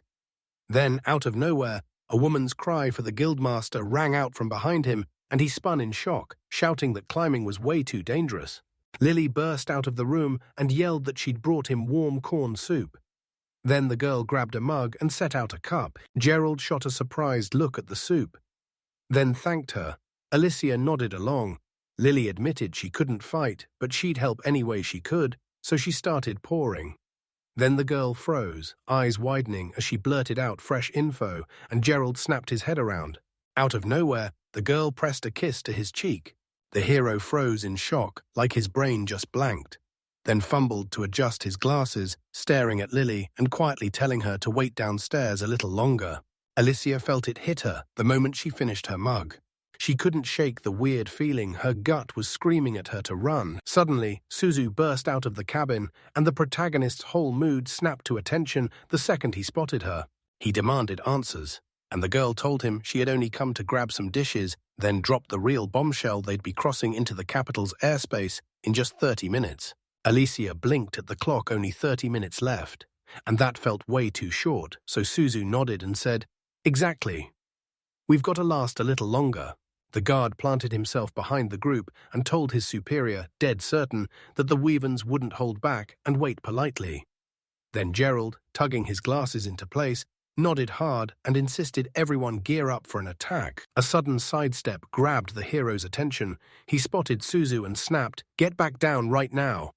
Suzu said she'd love to, but she couldn't squeeze through that opening. With a trembling, pleading look, she begged Geralato to nudge her a bit, just enough to slip through the gap. Alicia came sprinting in right away, promising she'd save Suzu, while Suzu begged Gerald not to push her too hard.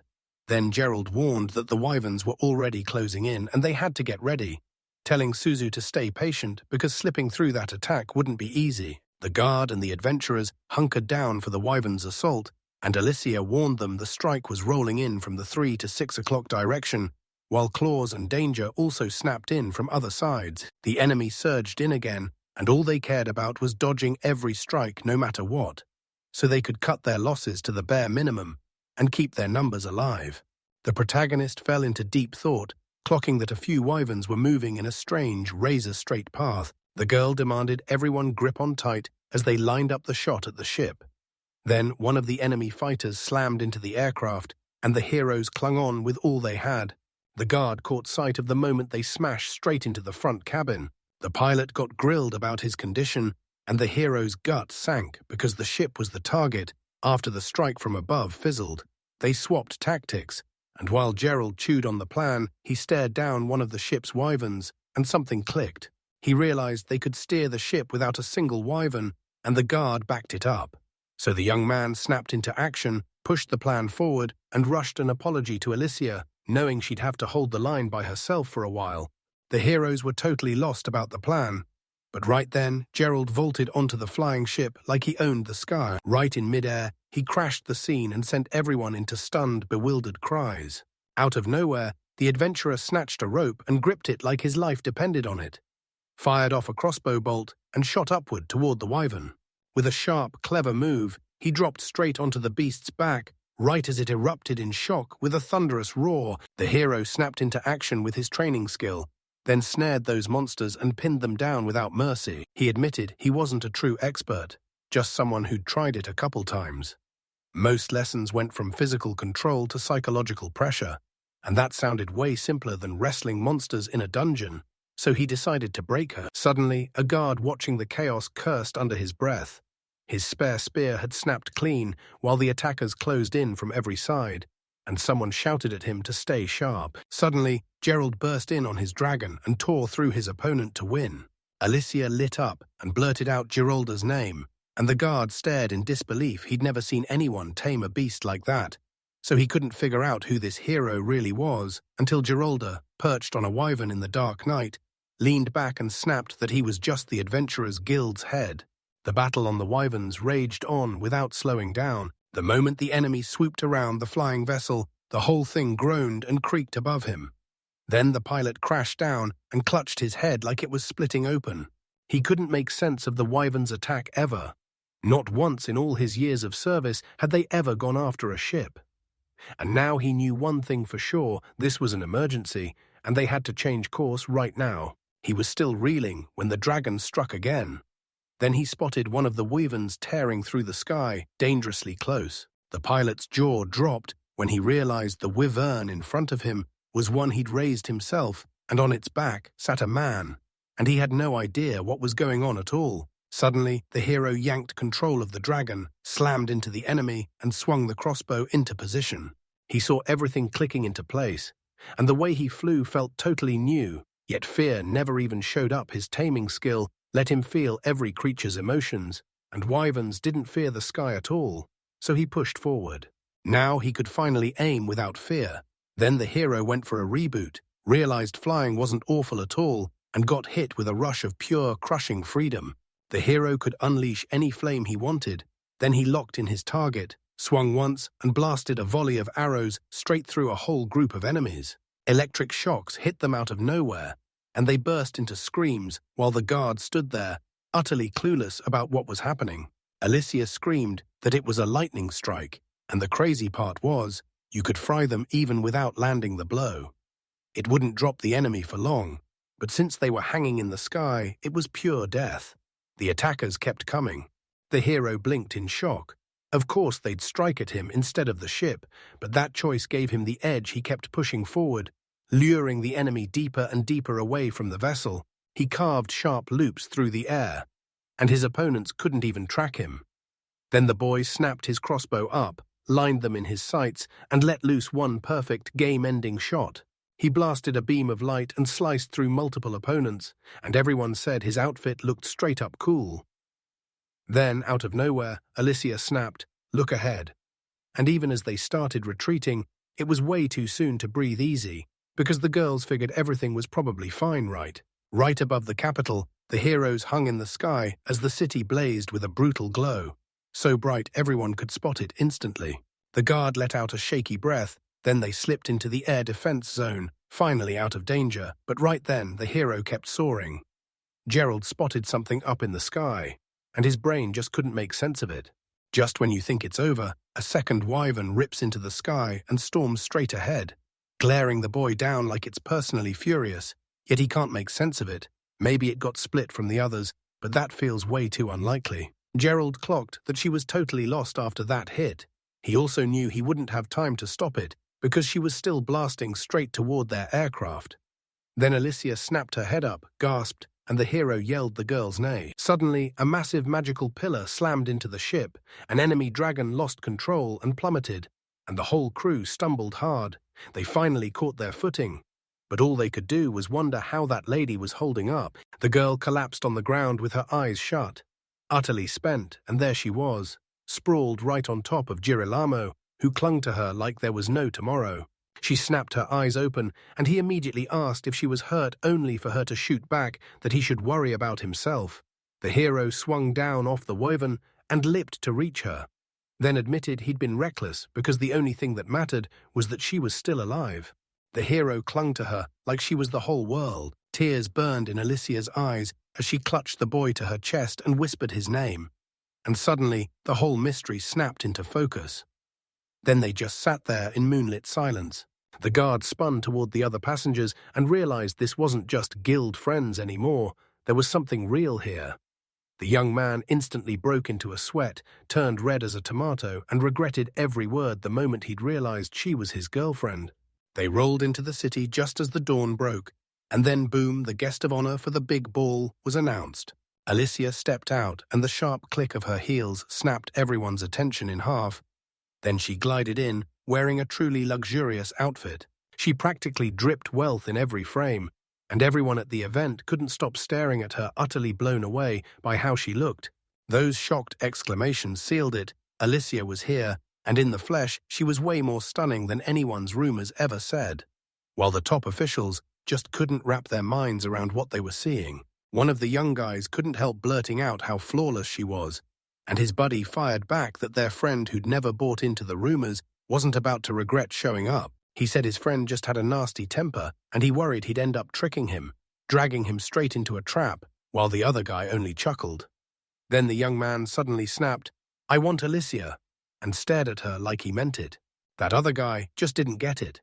This man had been flirting with the Viscount's daughter, and now he couldn't believe the young man had nothing in common with her. Either truth is all these adventurers were all fired up, emotional, and weirdly unforgettable. Alicia was unlike anyone he'd ever met, and it instantly hooked his curiosity. A friend whispered to another that the girl was texting and talking behind the scenes, and that the guy already had rivals breathing down his neck. Her conversation partner leaned in and spilled the truth. He was the heir to the capital's biggest trade association, and then he pressed Lady Alicia to come visit his mansion. Again and again, he vowed to spoil her with the finest delicacies, and the girl grinned that if the chance showed up, she'd come by for sure. Then boom, an old man stepped in and started praising Lady Alicia's beauty. She burst into laughter, and he sealed the moment by kissing her palm.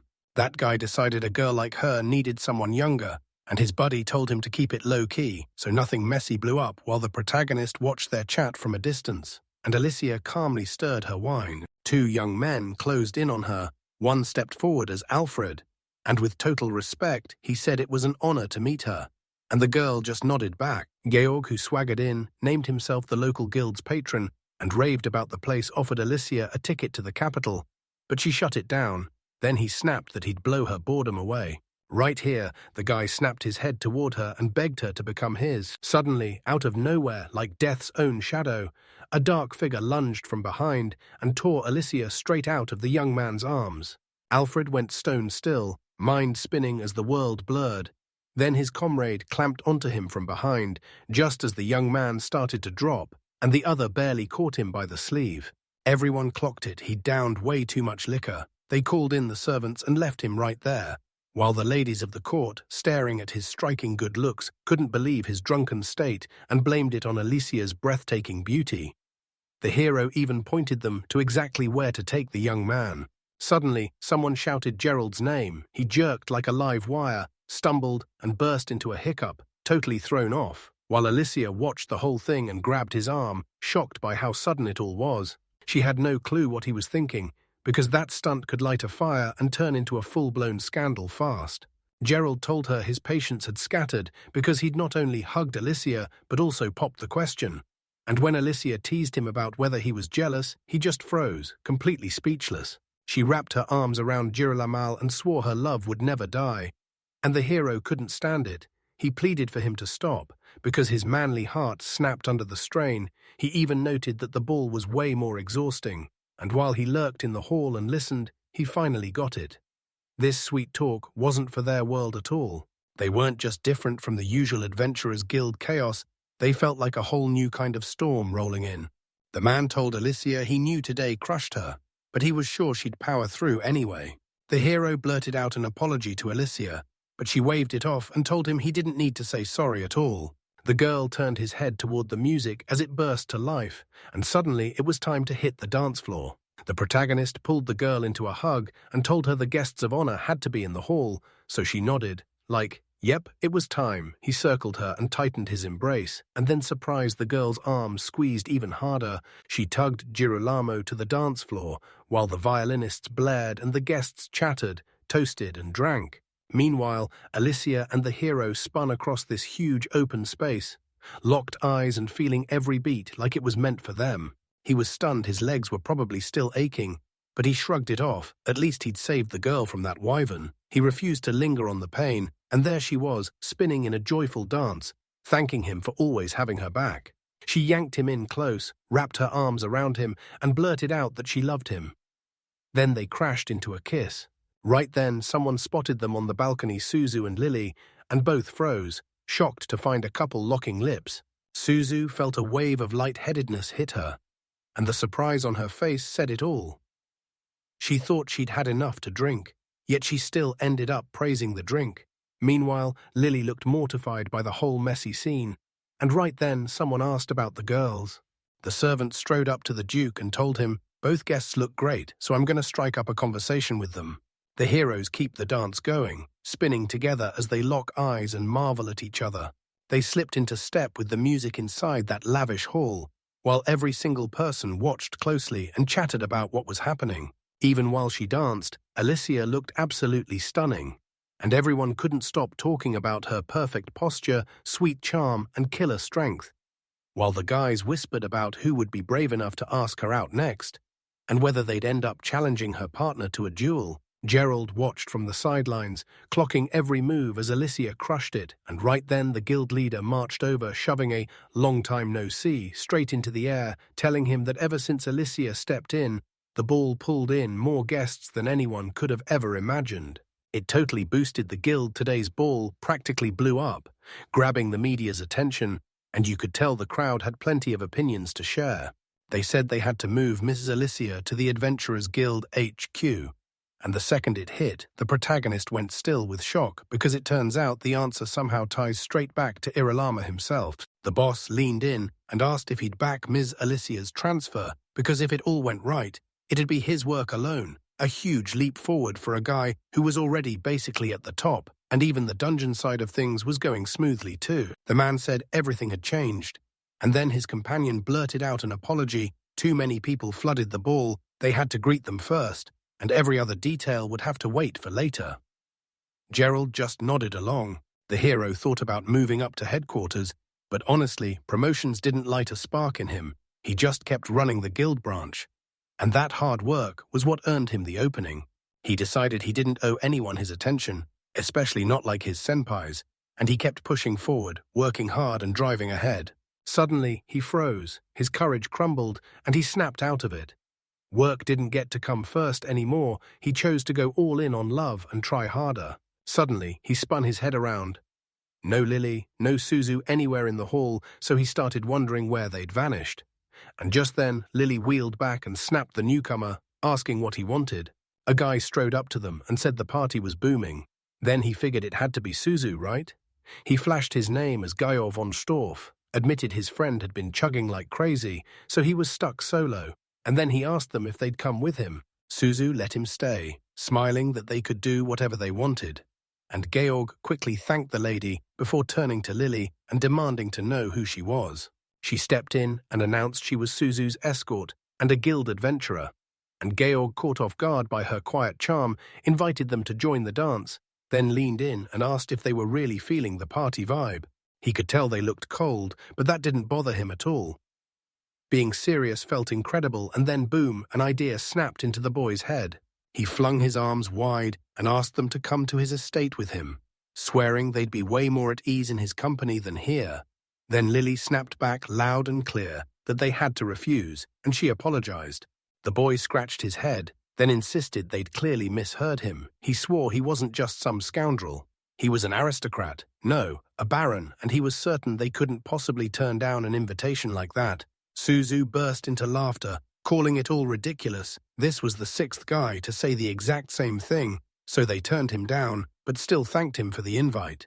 The friends told him they were just waiting on another gentleman's invitation, so they wouldn't take this one. Georg blinked in shock and demanded who the gentleman was. Then the man claimed he was a gentleman too and refused to back down. Right as an old man shuffled up, apologized for cutting in, and everyone snapped their heads toward him. The old man leaned in and told him, "I'm Archduke Gaspani's butler. Your Majesty wants to speak with the lady." And then he demanded she follow him to the salon right next door. Lily shot a look at the Archduke's name and froze. Suzu had zero clue who he was, yet she just grinned and they headed straight for the building. While he drifted through the garden, the girls suddenly vanished from his sight, so he spun around, searched everywhere, and finally decided, they're in the salon. He knew that salon was where high society showed up, so there was no way his mind could picture his girlfriends inside. Then boom, he spotted them up ahead and blurted it out, and the girl snapped her gaze to the leader. Suzu was sitting right there in the nearby chair, and yeah, they really were there. Lily broke down what was going on and hauled the protagonist up to meet his Majesty, calling him the big boss of the Adventurers Guild and the Dungeon Guild too, so when the Archduke smirked that it must be Lily's superior, he stepped forward and said, "I'm Gaspani." The hero suddenly clocked it. This guy was royalty, the fifth heir to the throne. Archduke Gaspani, and the young man immediately lit up, calling it the greatest honor to meet his Majesty, then urging him to drop the formalities. Newspapers wouldn't stop talking about him, plus women kept circling him, yet everyone whispered he already had a wife and kid back home. And then Gaspani slid up to Lily and told her she called herself just an ordinary administrator. He figured this place fit a lady like her way better, and then he leaned in, asking if she'd heard the truth that adventurers were nothing but ignorant bandits. He rushed over to apologize to Girolamo, and Girolamo waved it off. Everything's fine. Then he dropped into his seat, admitted that their ignorance was basically on brand, and the Archduke made it crystal clear bandits weren't meant to hang around Lily as adventurers. The hero let out a heavy breath, fully realizing that no adventurer ever wins the high society's respect or their love on their own. Now the general staff was scrambling to boost their reputation in the public eye, the same way they always treated adventurers like Gaspani, stepping up and offering the young man a far better gig right away as his secretary. The hero was stunned by the offer, then blurted out, "Your Highness, can I say something?" Lily smiled and said that sure, adventurers looked scary at first, but their ranks were shrinking fast. Lately, you've got powerhouses like Miss Alicia. She's earned her fame as an adventurer and made waves like never before. She made it crystal clear adventurers keep society standing, and their impact can't be denied because they drag back dungeon loot you'd never find anywhere above ground. Remember this, dungeons are brutal death traps, and even elite adventurers don't always make it out alive. So yeah, Gospani is absolutely terrified. Even with danger looming, these incredible souls didn't stop. They charged ahead anyway, and she kept her faith locked in, eyes shining as they launched into fresh adventures. Lily called that real strength, and said she genuinely, deeply respected them. The protagonist stared at the girl, and Lily quickly blurted that she was just relieved to be able to help them, so she had no desire for any other job, and even apologized to His Highness. Then, out of nowhere, an advisor stepped up to the Archduke. He leaned in and whispered in his ear, and the surprise hit like a wave. Then the gentleman turned to Lily and demanded, "Tell me, is it true you're the daughter of the famed Viscount Alessio?" She stared in shock that he'd actually tracked down the info, then dipped her head and confirmed it, while the man said he and her father had always been close. The girl beamed with gratitude, promised she'd love to be close to His Highness, and said her father would be bursting with pride, while the protagonist snapped tense, clocking Lily's upset, worried face. He'd heard she came from an aristocrat's family, but he never guessed she was that high-born, so the gentleman swept back to his old pitch, ordered her to quit her job, and demanded she become his personal servant. He said her father would probably be thrilled, and honestly, wouldn't it be way quieter near the royal capital? The pay would be solid too. Then, without warning, Gerald spun toward His Highness. He froze mid-step and demanded to know what was happening. Then the man bowed low, apologized through the teeth, and said they were on duty. The ball would wrap up fast, and they had to be let go right away to get ready for the opening. He grabbed his girlfriend and stormed out, and the Duke waved them away, clearing the way for them to leave. The protagonist bolted out of the hall, and Georg stayed glued to the scene, spying and listening as the shock hit. Turns out the Archduke really had offered Lily the job as his secretary. The fact that his royal blood gave him power made this whole idea feel weirdly wild. That cramped little office choked the air, and Suzu slumped in her chair. Then the hero leaned in and asked Lily how she was feeling, and Lily breathed out a heartfelt thanks for his concern and for saving her. The man declared she was his subordinate, and if his people ever got into trouble, he'd step in, because that was his job. Then the girl blurted out the guild leader's name. She leaned in and asked if she could squeeze in one more favor from him, because every time she reached out, he somehow found a way to help, and she worried asking again might feel downright too bold. Lily took a breath and decided to finally share her request. Alicia snapped, saying she'd never go along with this, then flushed hard as the other heroes just sat there, stuffing their food in total confusion. The girl shrieked that she couldn't stomach Girolamo anymore, so they had to team up fast. Lily snapped her gaze to Alice and whispered, "Should we secretly grab the leader?" Then she blurted out the scandalous truth they'd even danced with him at the ball and kissed. Suzu realized she was hearing this for the first time after Lily. It was her turn next. The protagonist declared they were heading straight to Lily's house, and Suzu couldn't ignore the truth. Her real family was still back in the capital. He was a bit nervous because she was his boss, but he still had to jump in and help Lily with her affairs, while she just smiled, already told everyone, and even had plans to show up at his place with her lover. The girl's jaw literally dropped with shock, while Lily lit up with pure joy as she finally got to introduce her beloved. The heroes sprinted into the capital and burst through the gates of the Crystal Palace. The city streets pulsed with life as massive carts rumbled through tight, winding lanes. Lily nodded along, trusting every word the guildmaster said, and then she was suddenly standing right in her parents' mansion, where the whole place glittered like pure luxury. Gerald clocked that the girl looked like a real lady, and when she burst into laughter, she basically admitted it's nearly impossible to wow the guild leader. Then she said it was for a totally different reason. That gigantic mansion loomed way too close for comfort, and they were almost there, so they had to hang on tight. The girl snatched the man's hand, and Girolato was supposed to step in and play her boyfriend. In the carriage, they replayed every word from their talk, because Lily wouldn't let up, insisting he was her chosen one meant to meet her parents. The girl nodded hard, saying her parents were pushing her to marry because if they caught wind of her having a boyfriend, they'd shut it down instantly. Then she leaned in and added that it wasn't just any offer either. It was royal, they wanted her as their secretary, and Prince Gaspard wasn't messing around. He was dead serious. Lily felt it was only a countdown until her parents finally retired, so she wouldn't wait. She pushed first, determined to show them love and make her feelings unmistakable. The protagonist got it all at once. Lily was begging to win her parents over, and she wouldn't stop until the nobles could somehow stand up to the royal family. Then she hit him with the truth. No, they couldn't, but it was the only answer she had left, and finally, Lily practically pleaded for him to help. He clocked that arguing was pointless, and honestly, it grated on him until he reframed it as a practice run for his future relationship with Alicia. And suddenly it clicked. He nodded, then his stomach lurched and he started squirming, and the girl begged him to hang on a little longer. Right then, the nymph spoke up, and Lily snapped around. The nymph lit up the moment she saw her, and the hero rushed to ask Lily if that stunning girl was her sister, only for Lily to blink and say, "No, that's my mum."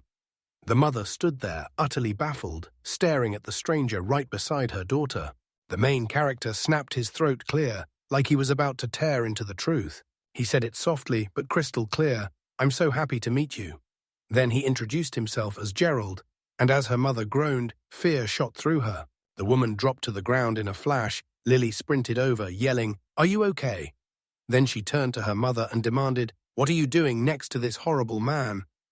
The hero froze, stunned by every word. The girl leaned in and said she had to introduce them. Then she grabbed the guy's hand and announced he was her boyfriend, Gerald. Her mother demanded it again, clueless who was on the other end, and Lily finally said, "Yes, it's me." Then white foam started spilling from her mother's mouth, panic ripping through Lily because she still had no clue what was happening, and they yanked themselves inside. Lily's mother erupted in a scream, calling her insane because she couldn't make sense of how Lily could possibly be tied to a man capable of murder. The girl screamed like her heart was ripping apart, drowning in pure rage, so Lily begged her mother to calm down, while her father urged his wife to sit. He even apologized to the man for her rude behavior, and Gerald, shaking from head to toe, muttered, "It's nothing." Lily's father demanded to see the guest's face, and the protagonist snapped, "I'm Vicantilesio, no need, my face is just too stern." But then her father urged him to crack a smile so his wife could calm down, and the man actually tried. He barely raised the corners of his mouth, and that tiny smile turned into something even more terrifying. So terrifying that the man finally realized it was basically impossible. Lily begged her father not to laugh, telling him Gerald was just a little nervous, and after that, the hero didn't feel bored by the way they were treating him at all. Everyone flinched at his face, and the whole vibe crashed until recently it was just another day in the guild. But Lily's words snapped the tension back into place.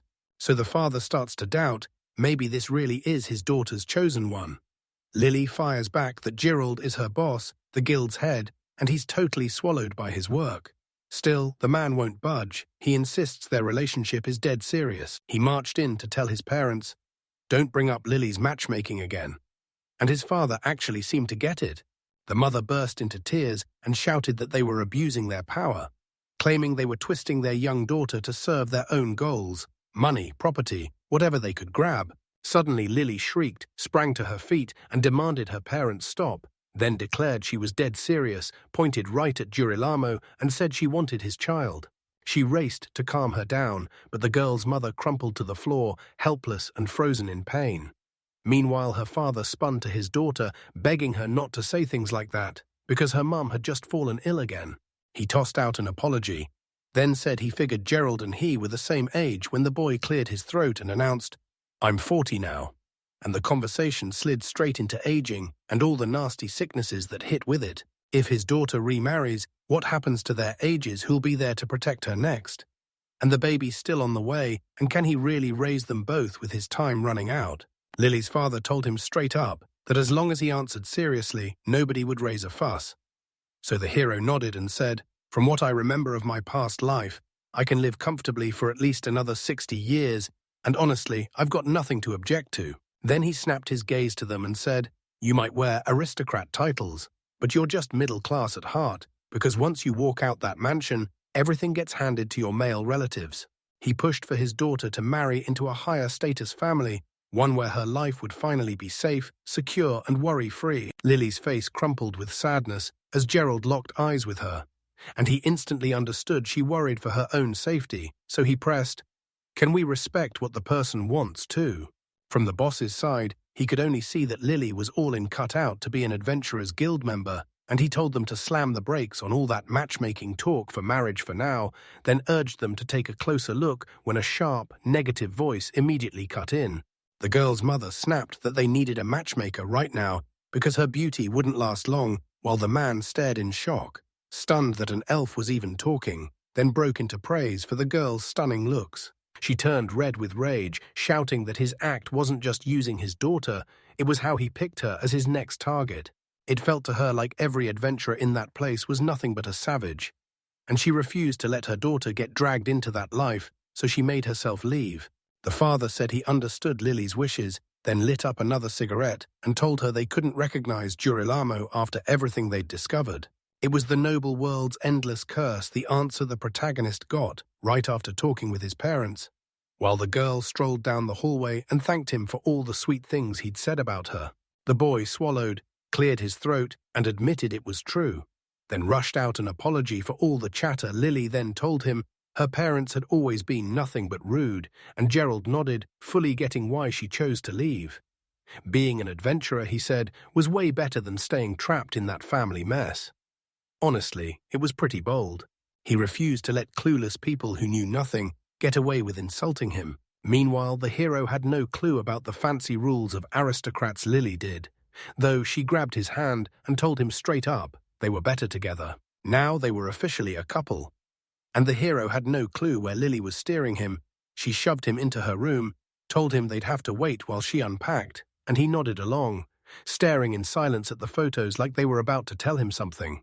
That one photo showed Lily hanging with Suzu, and even back then she looked like pure trouble, so the hero's curiosity exploded, and he leaned in for a closer look. There sat a book packed with heroic deeds, and when the girl swore she hadn't stolen it from the house, the truth hit hard. It wasn't glory at all. It was a whole book of jokes about old adventurers, and Gerald had never, ever seen anything like it. He clocked the book as ancient and probably falling apart, and sure, he caught an apology from the hero, but they still handed it over because Lily herself was a singer. She then devoured it again and again, and the adventurers inside became the spark that lit her whole journey. I was blown away by the legend of a nameless old adventurer who kept battering the dungeon in the City of Towers. Then the girl leaned in and asked if the guy knew the tale, saying it happened about 100 years ago, and that it was the dungeon's all-time highest record. Most adventurers clock out and fade into a second life, but not this guy. He threw his whole life at chasing adventure, and fate swore he'd become legendary until he just never came back. That was Gerald. The second she read it, tears erupted from her eyes. She couldn't believe someone that stubborn and determined actually existed. And then this crushing desire slammed into her. Right after she got forgiven, she snapped back into action and went after Suzu. No waiting, no hiding.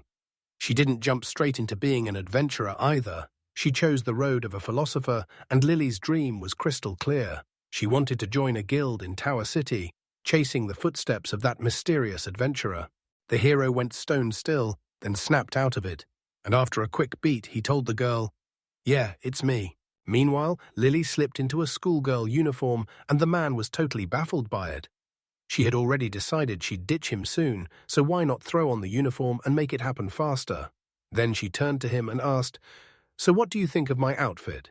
His face flushed hard, and he shot back that he didn't have a single thing to say. Lily leaned in and asked, "So are you pumped?" He snapped his head side to side, refusing it. Then he just asked, plain and blunt, did the girls actually have to wear skirts? He opened his mouth to say something, but Lily slammed in first. She'd noticed Girolato didn't care one bit what he wore, so she decided to switch it up. He begged her, "Don't change when I'm here."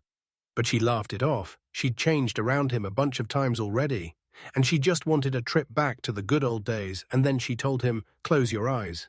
He nodded and covered his face with his hands. Suddenly, the girl shoved him forward with all her might. Gerald dropped onto the bed like it was nothing. Then the girl slammed into him, wrapped her arms around him, and blurted out that she loved him. The heroine leaned in and demanded to know what was really going on between them. The protagonist shut his eyes tight and blurted out, asking Lily if she liked him. She shot him a confused look and asked what he meant, and then, out of nowhere, she kissed him hard before yanking back. Lily declared they were lovers, saying this kind of perfect opening never comes around twice. Then she pushed the idea that they could do anything they wanted right now, and the man's confidence immediately turned to cold sweat. The clothes whipped through the air and landed a few steps away. The girl slammed down the words, saying she was absolutely, without a doubt, ready to have a child. Those were Lily's shocking words. Lily leaned in and demanded the guy's honest take on her figure. She admitted she might not be as good as Alicia, because everyone's eyes keep getting snagged on her looks, but she still refuses to give up.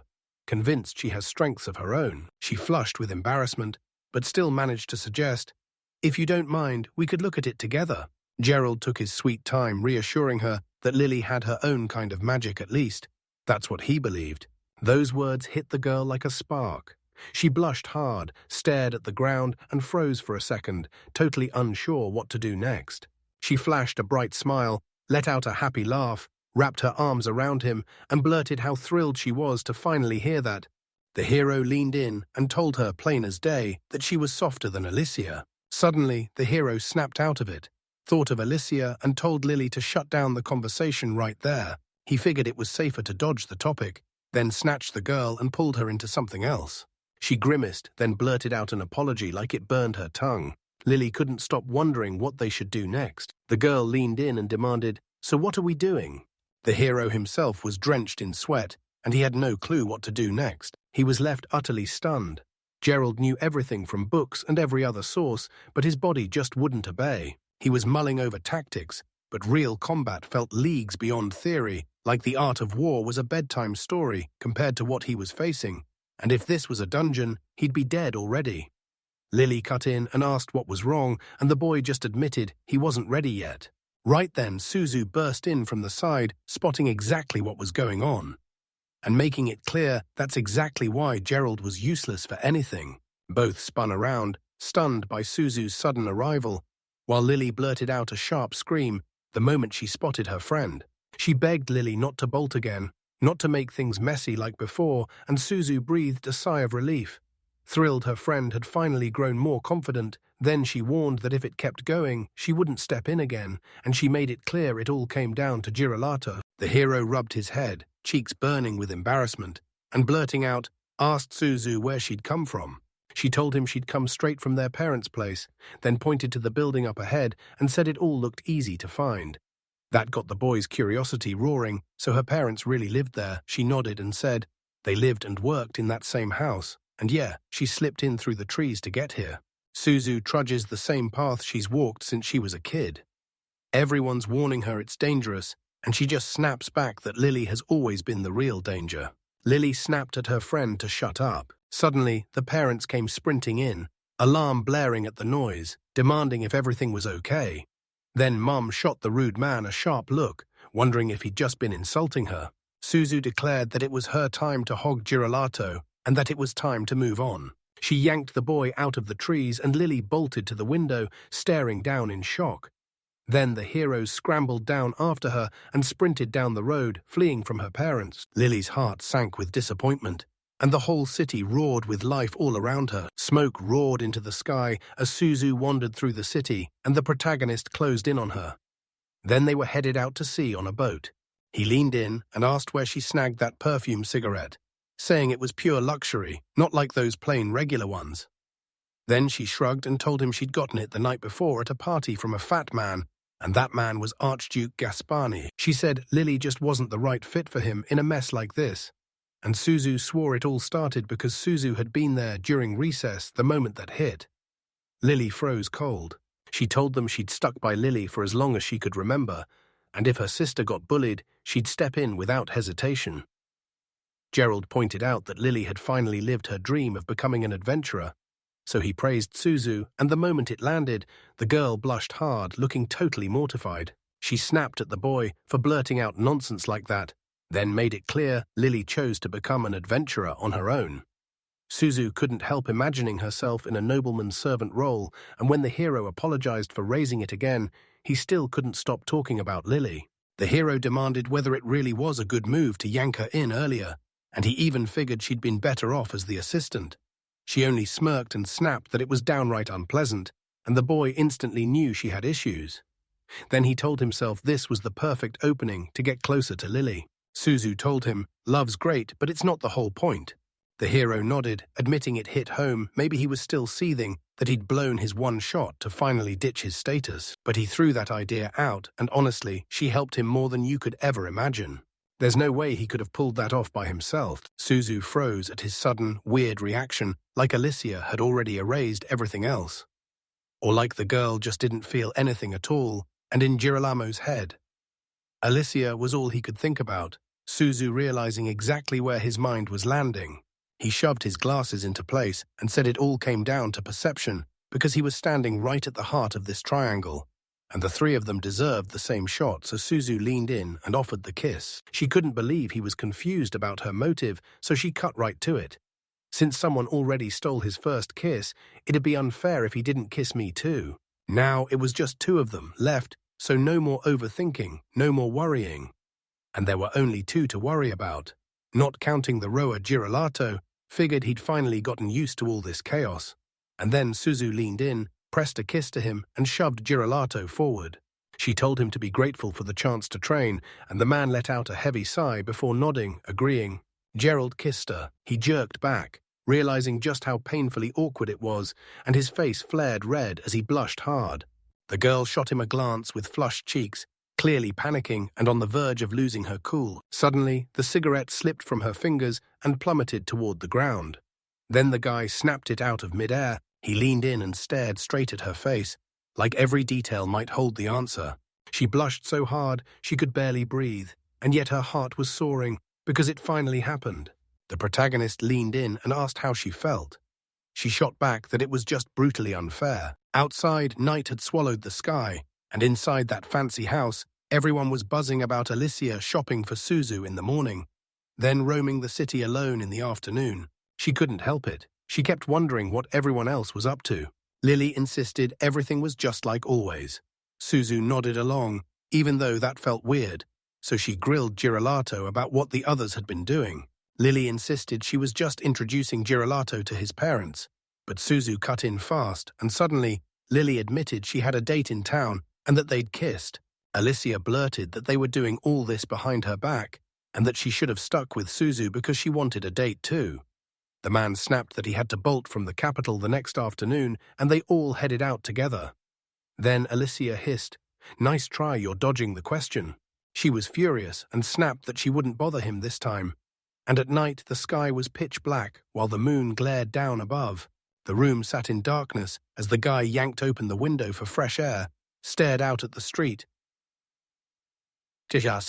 and racked his brain over what was going on.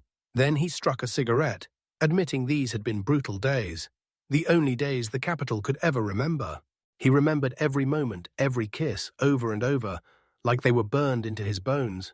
He remembered Alicia's fury aimed at him, and yeah, it was real. He could have shoved them both away, but he couldn't. He didn't get what it even meant to fall in love.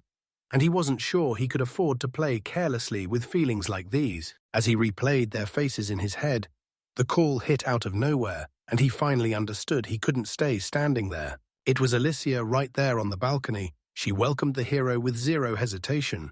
The man even wondered if that was way too bold just to say hello, but she shrugged it off and said Lily and Suzu hadn't known about it either, so it made it all worth it. The girl threw her arms around him, and he blurted her name like it mattered more than anything. Suddenly, a brutal sting of pain ripped through him, so tight the girl hugged him that Jiro started to squirm, gasping, "It hurts." The girl said this was punishment for him sneaking time with other girls without telling her. Then he swallowed his pride and apologized on the spot. He still felt nauseous, and he swore Alicia was his number one with zero doubt. Then the girl suddenly released him. The hero thanked her, then told her if she could, he'd beg for a chance to make up for the guilt that's been eating him alive. He shot his hand out to kiss her, but she clamped him down, saying she wouldn't let him just do that. Then he didn't get a word she meant, and the next second her gaze slipped away and his nose erupted into a red bleed. Gerald stared in stunned silence at the girl's striking appearance. Alicia blushed hard, mortified, and rushed to say she'd been dressed up really nicely.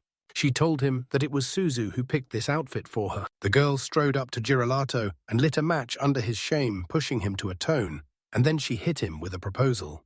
The hero snapped, demanding she stop right now. She couldn't wrap her head around his reaction. He just froze, choking on words, then blurted out an apology, saying the day had already swallowed too many memories and that if he didn't calm down right now, his heart would start pounding out of his chest.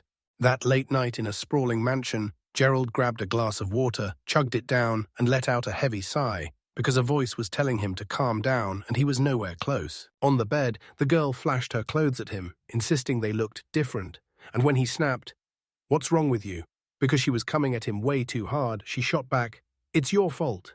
She said he didn't understand her at all. He wasn't even trying to make a move. So doubt gnawed at her. Did he even want to talk to her? On the day she went to court him, she was in a great mood.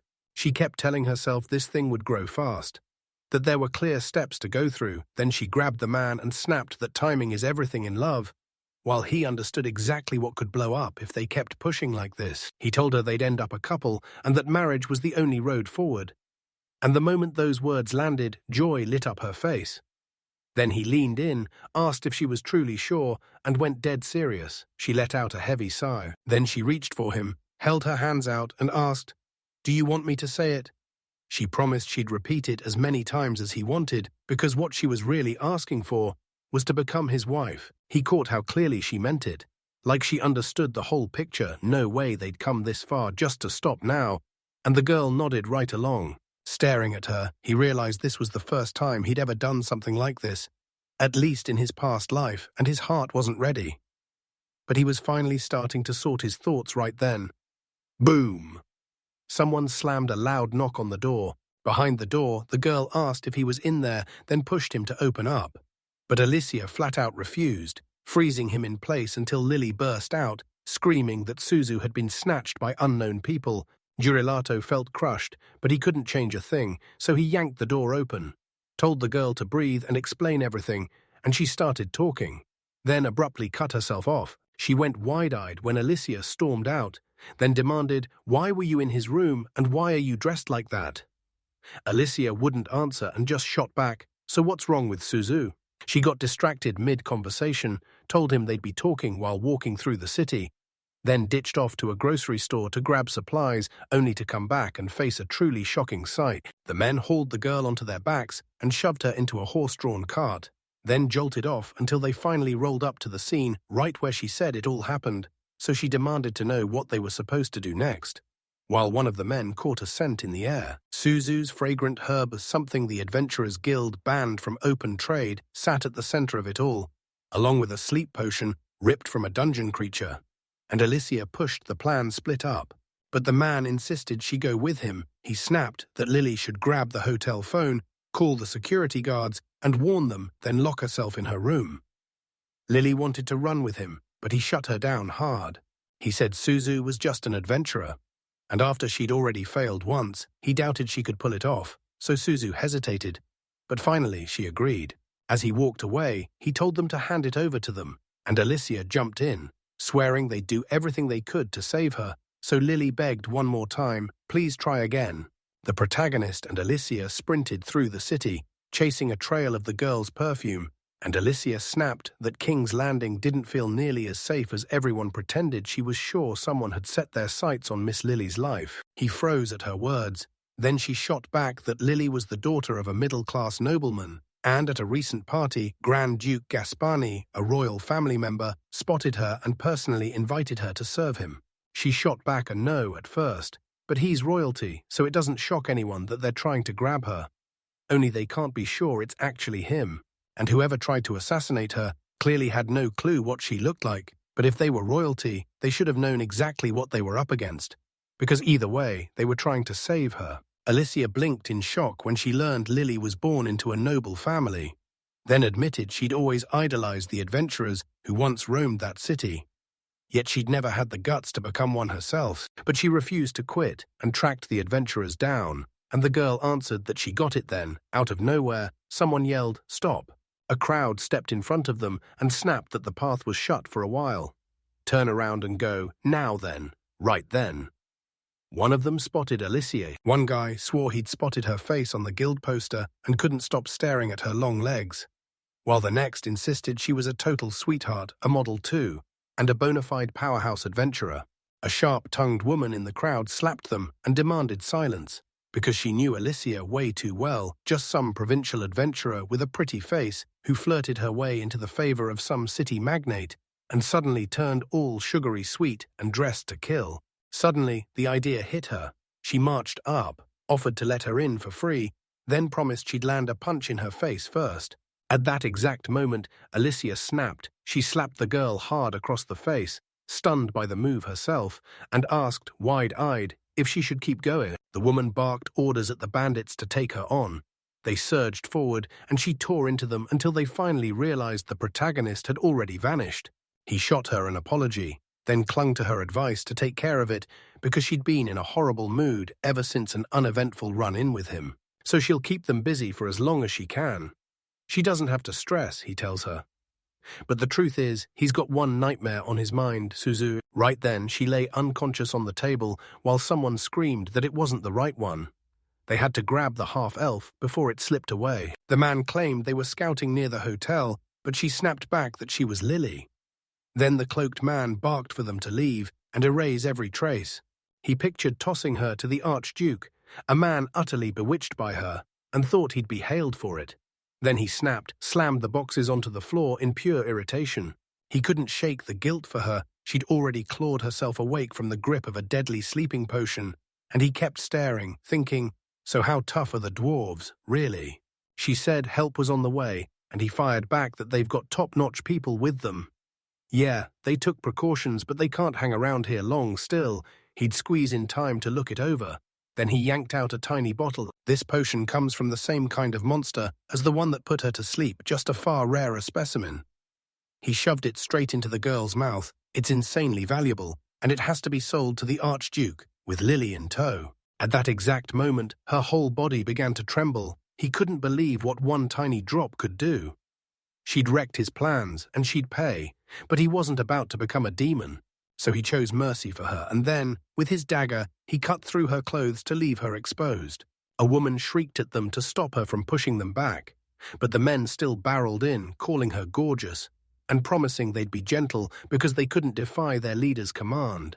Alicia launched a kick at him and blurted out an apology. He got launched back several meters, but the others came crashing in too. Sprinting to strike, she parried everything like a blade dancer, then snapped into a counterattack, and right when the pressure peaked, a brute materialized behind her. Then she slammed one blow into him and sent him flying back, and the others froze in shock until the leaders barked, "Don't be scared. Do it."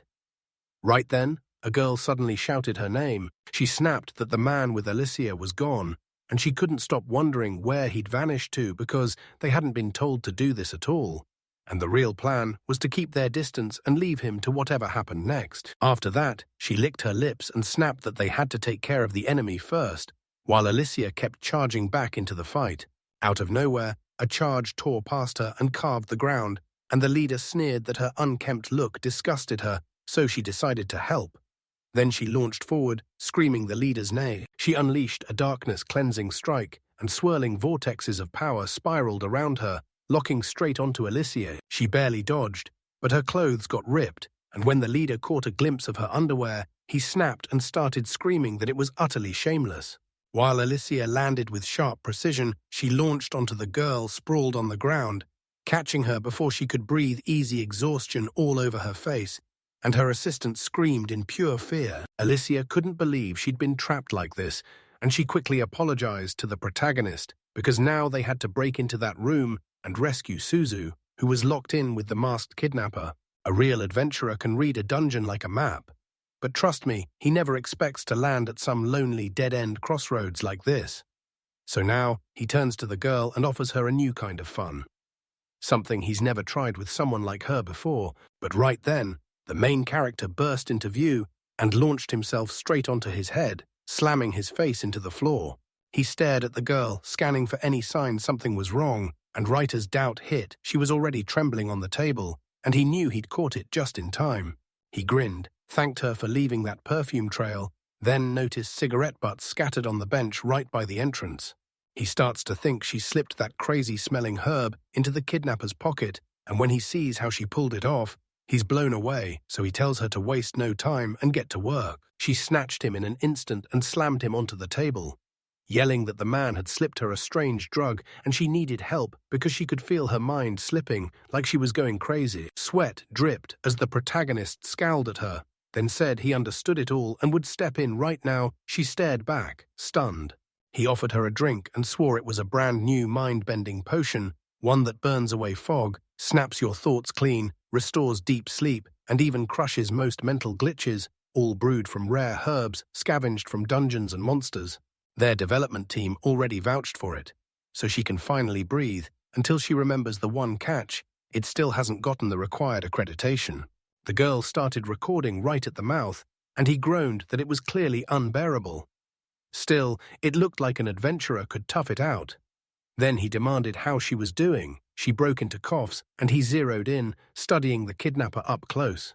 It was that young nobleman who greeted Alicia yesterday, and in the moment I swear his name sounded like Rudolph. So I sat there wondering what he was up to. Either he was doing this solo or following orders from above. But one thing was clear: messing with that nobleman was a dead end. So they had to bolt fast. Then he scooped the girl up and leapt out the window. And at the estate, a worried Lily rushed to meet them. The protagonist snapped that Suzu was a little too careless, and boom, they grabbed her, kidnapped her. Then Suzu claimed she spotted a chance and took them all down, and Alicia just stared, saying she was genuinely insanely strong. Suzu insisted she just wanted to prove her courage, even if Lily thought the girl might be worried now, because Suzu swore everything was fine. But Lily shot back, "I don't buy that." Lily demanded to know why Alicia's clothes were ripped to shreds, and Alicia shot back that it was just an accident. Then Lily pointed out the clothes didn't match what she'd worn when she left. Alicia admitted she'd borrowed them, said she'd give them back later, and boom revealed she must have grabbed them for herself along the way. The protagonist swallowed their pride and apologized, saying they'd have to hit the bath and sweat out the mess, then rushed to bed because they had to bolt out of King's Landing on the first morning train, so everyone started ducking into their rooms with excuses. And she got left alone. Gerald let out a heavy sigh, saying they'd finally hidden everything, and Suzu chimed in that Lily didn't have to be a worry anymore, but Alicia flat out didn't buy it. She teased that the protagonist could even share a bath with Alice as a reward, and the second he heard it, outrage sparked and he blurted out an apology, saying they should push the gondola trip back for later. She nodded and said she finally got it. She was well done with King's Landing. Outside, the rain came down like a hammer 2 weeks after he'd returned from King's Landing. The rainy season was finally here and the streets were nearly empty. At the cafe, Lily leaned in and asked the man if he liked the dessert, and he snapped back that they weren't stopping work because she wasn't just chatting. She was interviewing a guild official, and he could tell she hadn't been feeling right lately. Ever since they came back from King's Landing, she'd been snapping with restlessness for days, and he couldn't stop wondering what broke her until she just said she thought everything was still running the same as always. Then the letter hit her from her parents telling her they wanted her to become the Archduke's secretary, and the timing screamed that he must have talked to them directly. The letter also warned that if she backs out, they'll cut her off for good, and that threat hits her like a brick wall. Meanwhile, her father's already convinced she's just a negligent daughter. Gerald figured this was the only way she could repay him with filial duty. Then he pressed her, "Are you sure?" And she shook all over, unable to keep steady. She shrieked that she couldn't handle this, couldn't live alone, and wasn't as strong as her friends. Then everyone in the room snapped to attention, and she scrambled to apologize before promising she'd be back tomorrow and rushing outside into the pouring rain. When she looked up, it hit her this wasn't a drizzle. It was a full-on downpour, and she'd get soaked in seconds. The protagonist yanked her hand and snapped that in rain. Like this, she'd catch a cold for sure, so she needed to wait. He snapped that tears wouldn't fix a thing, an adventurer's mindset. Plain and simple, and she told him she'd heard that exact line tossed around in every kind of adventure story. He said that really, it was all about facing life with zero regrets, because you only get one shot. Then she snapped, "So you're warning me to live alone? Tell me why that's supposed to matter." But when he said he wasn't alone, it hit like thunder. If she ever picked up her adventurer's gear, he'd be right there with her. She blushed and asked if it was a proposal. He denied it, and before he could get away, she chased him down anyway, shouting her plans to marry him. Then he shrugged it off and dodged the topic, sprinting down the street like he had nowhere to be, while she barreled after him, desperate to catch up. The sun blazed bright overhead, and when she finally got his attention, she demanded what was going to happen with the meeting with the official. Right when they showed up, she snapped that she wanted to stay on as secretary, like she was totally on his side, and just then, a girl came sprinting up to him.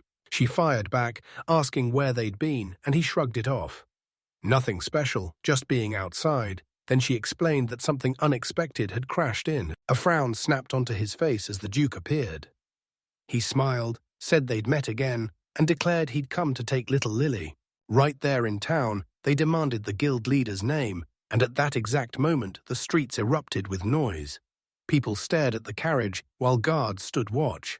He bowed, introduced himself, and then right in front of him stood the fifth in line for the Gasvani throne, one of the strongest men in the whole country. And His Royal Highness never shows up in this city every day. He couldn't shake the question, what was this nobleman really up to? The man snapped that he had to be some kind of member of the King's Landing Guild. They pushed him to have Lily as his personal secretary, and Gerald stared back, instantly clocking why he showed up. Then he apologized for interrupting him. He told her, straight up, that her plan hadn't changed since the party. She still wanted to keep working as the guild secretary, and he backed her decision without hesitation. So he said he wasn't going to talk about it at all. Then the Duke just laughed, like it made zero sense, and right then refreshments were brought in. He demanded to know why they were clinging to the Adventurers Guild in some tiny backwater, when it could have been way more profitable for him, for royalty, instead, and the secretary immediately clocked the guild leader's terrifying glare. The visitor insisted that Lily's wishes got tossed aside, and he couldn't wrap his head around how a viscount's daughter could ever defy the royal family. They'll make him push harder. This state needs someone like him, and if he grinds it out, he might snag a promotion and climb all the way up at headquarters. With the Duke putting in a good word, a promotion was basically inevitable, so he tore through his meal. Then grabbed a towel from the maid. He even said he'd drop to the southern islands or climb the northern mountains if anyone needed him. So the assistant read it as a straight-up demotion. The protagonist snapped a hand at her to halt, and the Duke bragged about his great secretary and impeccable taste. Then he looked at Lily and realized she wasn't like the rest, young, fresh, and totally different. Guild workers crowded the hallway, buzzing about what just went down, and when Lily slid up to them and demanded answers, relief hit the room. Then the secretary waved her over right away. Meanwhile, the Duke snapped, "I'm swamped," and announced that whatever Gerald did, she'd serve as his secretary, so he needed to pick her with absolute care. The main guy told him to think it over, laughing in his face. The other dude took it as pure disrespect and snapped back that it was him who was being rude. He boldly claimed that Lily was his prized subordinate, and there was no way he'd hand her over to him, while sheer determination set in hard across his face. Everyone in the room went wide-eyed when the door swung open and a girl walked in, calling his name. She snapped the words back like she was testing them, and the protagonist begged her to step outside for some air. Yet instead, she stared down the guest like she was hunting for the truth. After that, she told him he'd paid her a huge honor by inviting her, but she still insisted her place was right here.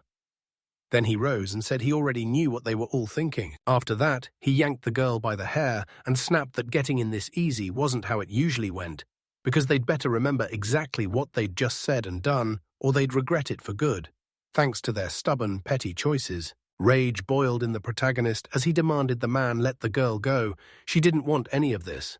Then the man shoved her aside, stormed out the door, and snarled for everyone to get out of his way, while the shaken girl on the floor realized she was in real trouble. A month later, the protagonist finally confirmed it was true, and then, out of nowhere, people showed up at the guild. The staff huddled and argued over who they were, but they had zero clue. It was the Adventurers Guild leader, and he leaned in to ask the protagonist if he liked the southern lands, where the beaches were packed with plenty of young girls. Gerald couldn't make sense of him, so he shrugged off the confusion and claimed he had a legendary reputation as a specialist, insisting he'd connect the dots and show exactly where this was heading. He shot back that he'd heard he'd defied the Archduke, made a top-tier noble his enemy, for some small guild official's sake, and Gerald snapped right away that he'd only been trying to protect his people. The man couldn't believe the irony. The Duke had warned them that if they kept helping him, they'd get kicked out of their guild positions. And still, a swarm of powerful people kept trying to sway him. They finally decided they wouldn't get in his way, only to protect him. And when he spoke, his expression turned stone serious. The protagonist got it all immediately, and deep down, they'd been preparing for this exact moment. In King's Landing, the Adventurers Guild headquarters was tightly bound to the nobility. In that mess, choosing anything felt like lighting a fuse under the royal family, so he straight up said, "I can't risk it." Then added that as the head of the Adventurers Guild, he'd come to announce the transfer. He handed him the paper and told him straight up he was sending him to the Adventurers Guild on Artilia Island, in the southern part of the continent. Later, Alicia dropped the bombshell she'd heard there was an island like that, and the girls leaned in, eyes locked on the map. Tracing it from their city, it was empty now, but 5 years back a dungeon was unearthed there, and a guild was born. Suzu looked around and said the island's got a mild climate all year. Then she grinned and asked, "So what's there to do for fun?" Lily snapped that she didn't want to look that happy. Suzu shot back that it was only because they'd decided to move, and that they should scope out their destination first. Then Lily exploded, screaming at Suzu not to try telling her how to live. Alicia said, if that dungeon popped up recently, everyone would have been yapping about it by now. And he shot back, I think it's because it's stuck so far from the mainland. No routine raids run through this dungeon, and hauling stuff out of the vault would drain your wallet dry unless the rare drops were actually worth the cost. But according to the records, what comes out is just low-quality junk. It looked like this dungeon area hadn't been touched yet, and honestly, he doubted they'd let him set up his own little distraction. So he decided to pack up, move on, and leave this city behind. With his head bowed and his hand held out in front of him, he blurted that they were saying goodbye. Then the girls literally froze, saying nothing back. Suzu nodded. She got it. If that's what you want, Uncle, I'll see you off, she said, even though it broke her heart. Still, there was nothing left for the three of them, but wait until he came back, so she told the girl to stay home. The girls clocked it. She was just trying to dodge the whole thing, and somehow she even thought they could read her mind. Alicia snapped that Gerald had let her down, and that all he had to do was say it. He should have just asked her to join him on the southern islands, but the guy's face burned with embarrassment. Then he turned his head and muttered that he couldn't say that. Lily shrieked that she'd go. She blamed herself for sending him there, and now she was stepping up by marrying him. The girls stared at her, baffled.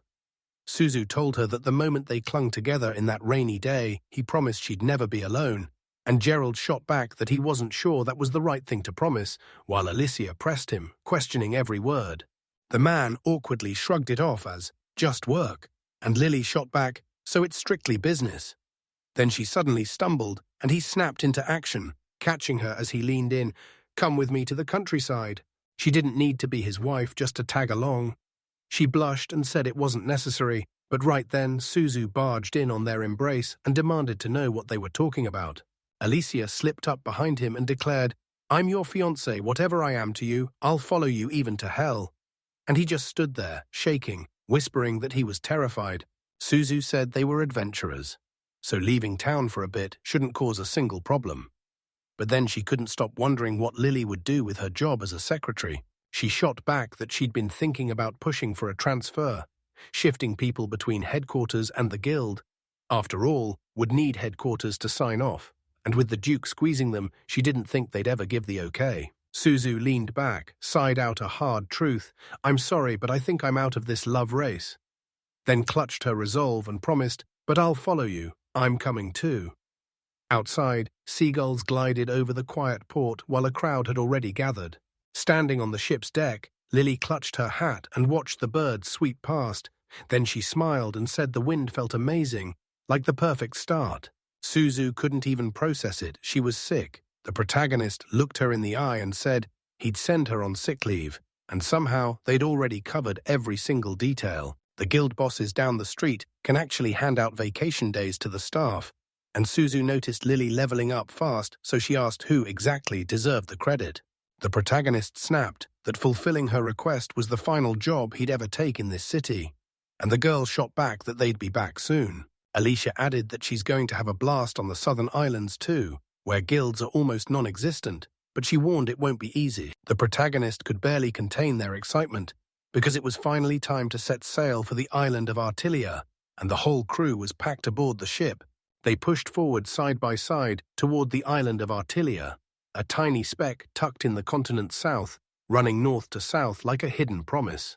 This grand noble estate sat empty until 5 years ago, when a hidden dungeon was uncovered right at the island's heart, and the Adventurers Guild threw themselves into the exploration.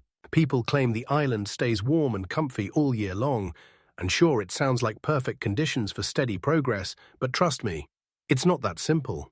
Right now, nobody's reported a single big win on that island, and some days it feels like the guild branch might as well not exist, the truth. The place is so dead quiet and desolate that it swallows every trace of action. On the ship's deck, everyone stayed in their own lane until Suzu snapped, saying she was already fed up with this never-ending journey. She snapped that she was sick of the same boring landscapes outside, and Alicia nodded right along because 10 days had already blown by since they first stepped onto the ship, and soon they'd have to switch vessels and ride out another 4 days before reaching their destination. By then, they were miles beyond the city or even the kingdom, and they'd already crushed every card game imaginable.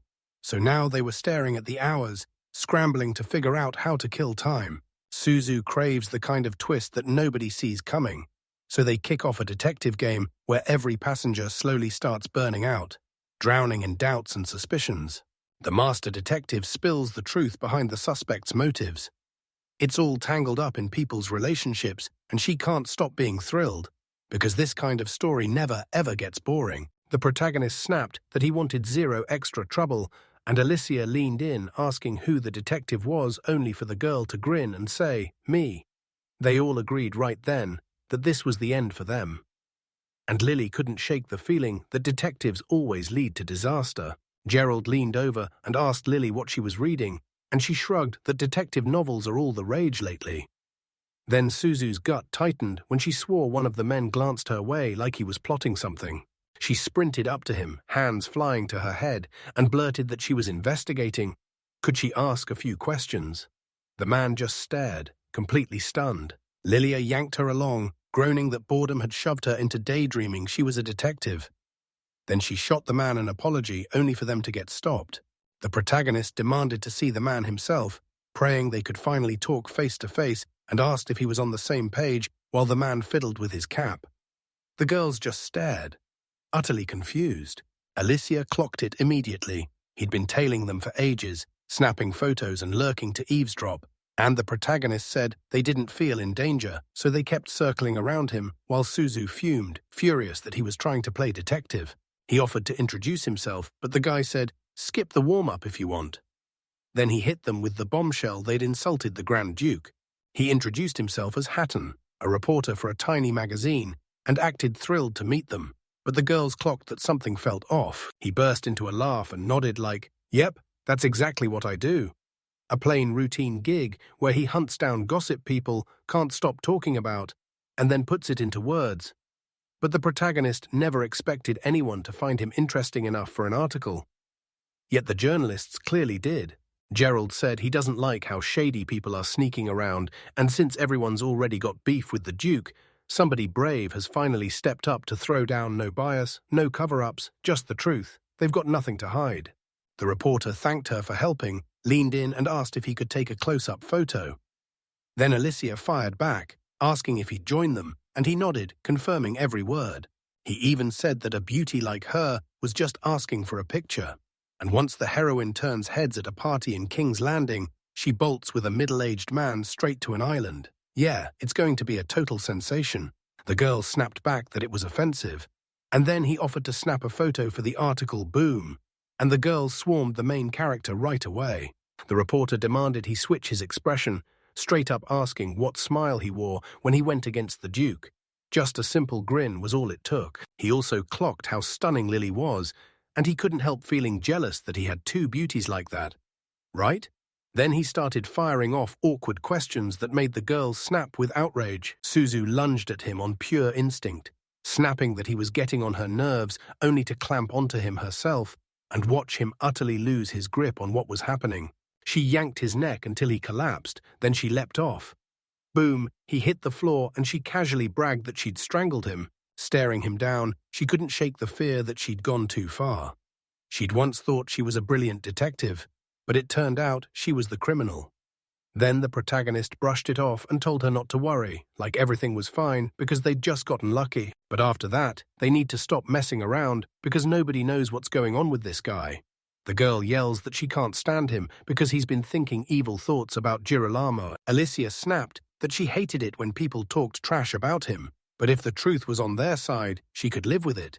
And she didn't care about the order of things either. All that mattered was that he respected his wife. Then the girls started snapping at each other, all of them scrambling to figure out which one was which. To the protagonist he just scoffed, thinking it was nothing but snobby aristocrat nonsense and that he didn't need any of that. Then out of nowhere, he couldn't stop wondering what was really happening between them until a hand clamped onto his shoulder and yanked him out of his thoughts, and in a jolt of fear, he blurted to the sailor, "How can I help?" He told them he'd heard a brutal noise and sprinted over to check it out, stunned to see the man sprawled on the floor. Then Sousa snapped back that the curse was wrecking him, and all he wanted was to go home. As she cinched the ropes, she ordered that he be hauled back to the port he'd crawled out of, then told him she'd bet the curse wouldn't break for another day or two, and he couldn't wrap his head around why she was so sure. The best move was to stash it in a warehouse or somewhere safe. So the protagonist shoved the cash into his hands and told him he'd need it for the ride back. The man flipped through the cash, swore he'd get everyone home, and as they talked, the truth hit them now. They were partners in crime right then. The ship barreled toward the city. They got moved to a different vessel. And the crew warned them, boats didn't just sail to that island. Only the merchants dared to go, hauling supplies once a month. It had been ages since anyone but merchants came through. And then bam, this crew spilled off the boat at the pier, scanning their surroundings like they owned the place. The protagonist admitted he couldn't believe anyone expected real civilization to survive on this island right then. A girl barreled up to them and demanded to know who they were. They swore she was some guild girl from that island. But nope, she kept stumbling, tripping over rocks time after time, until a guy finally stepped in and grabbed her up. He checked where they'd come from, and she greeted them right after then. When she saw his face again, she crumpled to the ground, heart breaking after all those long years. Then it hit him. This was a beast man, the rare kind you don't usually see anywhere near King's Landing or the city. The girl, terrified for her, sprang up and blurted out that she was falling at least 100 times a day. She wiped her name into the moment and introduced herself as Roche, the island's guild leader. Suzu said, "Yeah, even a disaster like you can join the guild." And then she admitted the wild truth: she was the only member, so she got forced into being the leader. From this moment on, he's serving as his deputy. He thrusts his hand out and calls it nothing but an introduction, but she snaps back that a real leader must know self-respect, and he's completely lost. He fired off a question: why was she dressed like that if it wasn't a uniform? She laughed it off, saying the island was blistering in regular clothes, so this was just easier, and then she turned it back on him, asking if he wanted her to change. He cleared his throat, gave an awkward little shrug, and said she could stay like that. Yeah, it was fine, it was hot. But behind him, the girls glared at him, furious. Alicia declared they had to show off more. Lily jumped on board with an even more revealing outfit. Suzu nodded along, and then Gerald snapped that they needed to keep it down and be quieter. Roche demanded to know who they were, and the girls snapped back with their names, while Lily leaned in and said she was a guild secret agent in the city, determined to help the island's guild grow. Roche couldn't stop smiling about being colleagues and couldn't wait to team up, while Gerald started to worry he hadn't officially resigned. Then Roche shrugged and said their whole setup might have felt a little too cramped. They begged her to give them a quick tour of the island, and she agreed. Then, as they strolled down the path, they scanned every corner like they were hunting for secrets. Lily realized she couldn't spot a single soul, and the protagonist swore he figured there were around 100 residents here. Roche shot back that right now there were under 50, mostly fishermen, so they could be out at sea this very moment, and then he realized that number was even lower than the report claimed. Alicia couldn't shake the mystery of why nobody stepped into the dungeon, especially adventurers, since they were the ones who should have gone, yet when she pressed them, they admitted they only had one on hand right now. They were utterly baffled. One minute they're on the road, the next they stumble into a crumbling house where the girl snaps, "We're at the island's Adventurers Guild," and everyone literally goes stone still in pure shock. Lily asked if she worked there, and Alicia shrugged that it was just enough for one person. Then, out of nowhere, they both started missing their city like it was right beside them. Next, they burst onto the island and straight into the dungeon, and Alicia's eyes widened. Someone had built the guild right beside it, so they couldn't have chosen a better shortcut. Gerald blurted that he couldn't wait to see what was inside, and Roche shot back, asking if they'd head there today, then offered to take him first to the building where they'd be staying. They're probably wiped out from the road, so the smart move is to crash and rest. Then the girls stare at the building and realize it's falling apart too. Suzu didn't feel any big difference from the guild, and Lily kept wondering if she could actually live here until they rolled up to a solid, multi-story mansion with several floors. Roche said it was the biggest place on the island, an honest-to-goodness mansion. Then Lily blinked and said it looked nothing like the guild, and Roche grinned. It was built by the nobleman who owned the whole island. Viscount Ushira, yeah, that's the name.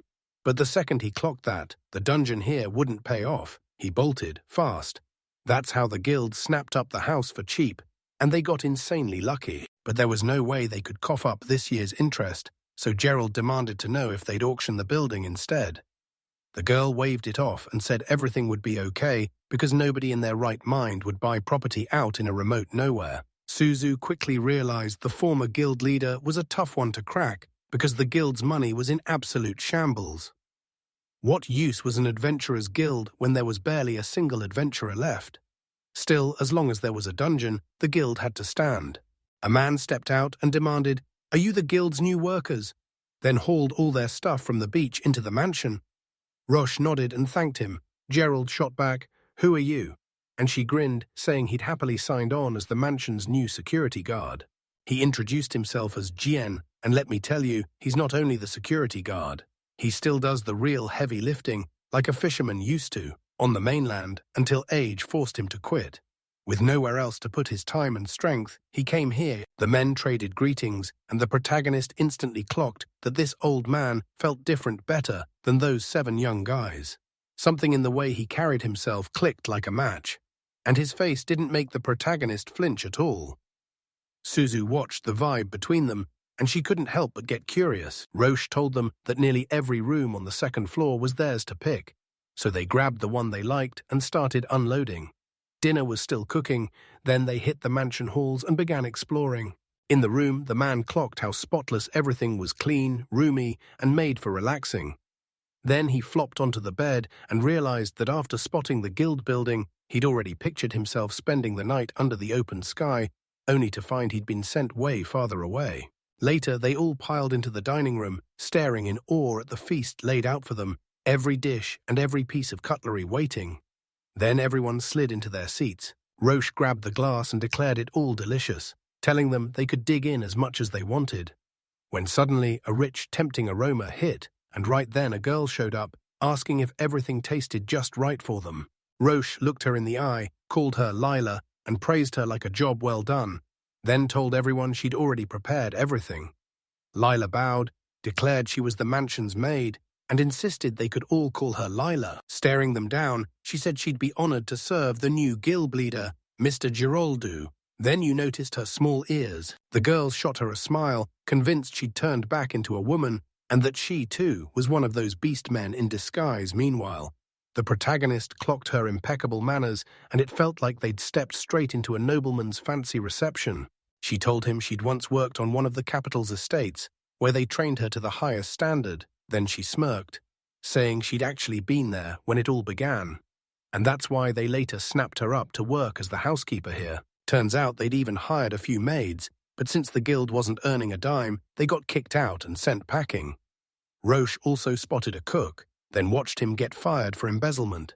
And Gerald finally caught the moment the whole crew started grumbling about their lives. He said he didn't think a cook was needed with such a skilled maid.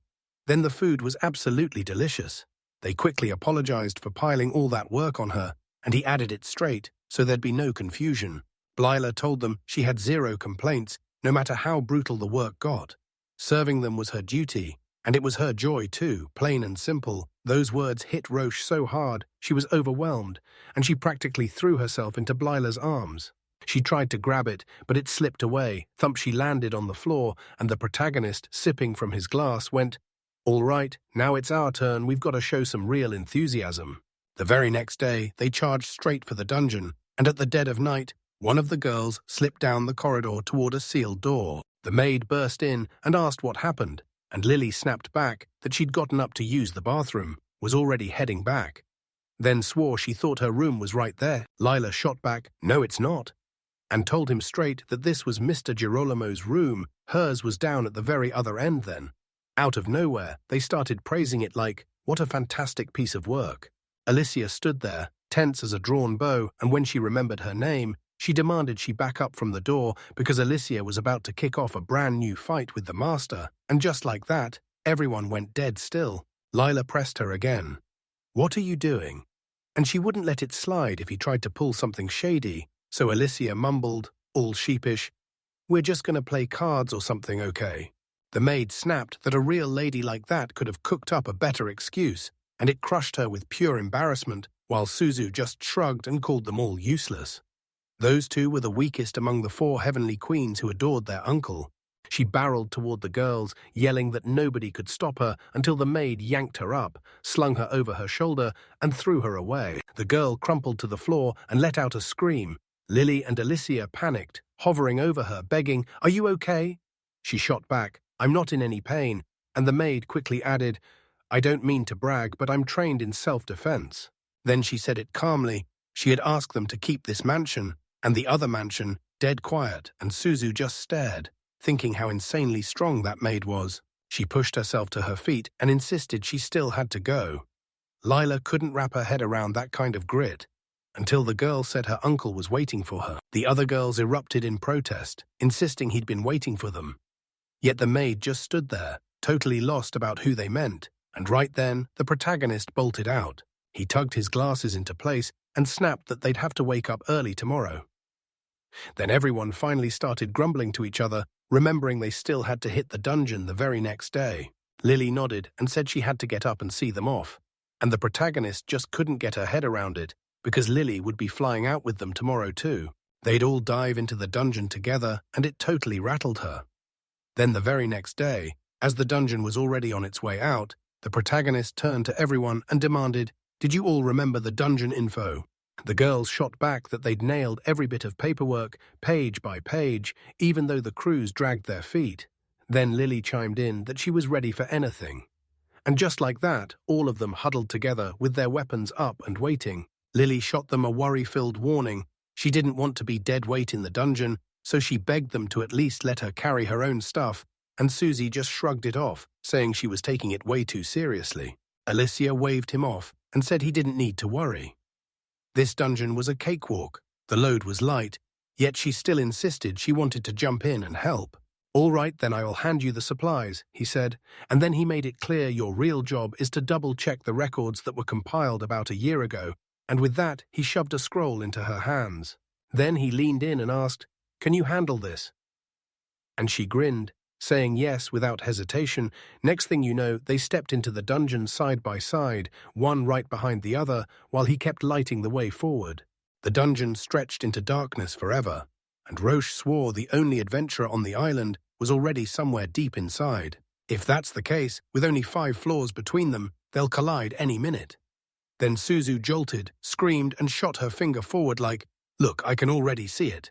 Right in front of her sat a giant slime, and she blurted to her uncle that this was his shot to witness something wild she'd play along for a bit. Then he'd rescue her, even though she'd never once seen slimes that could possibly do what she was imagining. But Alicia didn't say a word. She'd already destroyed the monster, while Suzu fumed that Alicia wouldn't join in, and Lily just stared in shock, because she hadn't even seen her draw her sword. She realized in that same heartbeat just how deadly her skill was. Then massive worms erupted from the earth right in front of them. Lila shrieked, and Alicia wiped them out without mercy. She smoothed her hair like she meant business, and when Suzu begged her to help with the other monsters, she snapped that it was her mess alone, no fixing it, no excuses. "Sometimes you've got to show off," she said, and then she tightened her grip on her daggers. She tore through her opponents before Lily could even catch her breath, and Lily just couldn't stop admiring her. Then they slipped into an archway that dove underground, where the monsters were so flimsy it felt unfair, and they were already on the 3rd floor. So at this pace, they'd be at the end in no time, and Gerald couldn't help but stare in awe. He suddenly clocked that Lisa looked wiped out, rubbing her forehead like it was killing her, so he pushed for a break because they were already way ahead of schedule, and honestly, everything felt just right, like this was going to be a simple dungeon. It claimed even average adventurers could pull it off in 3 hours, and brand newbies could figure it out fast too. No ugly goblins lurked there, because monsters with serious brains are the real nightmare, and they turned to Lily to ask what happened. Right then she was sobbing, and neither of them could figure out why.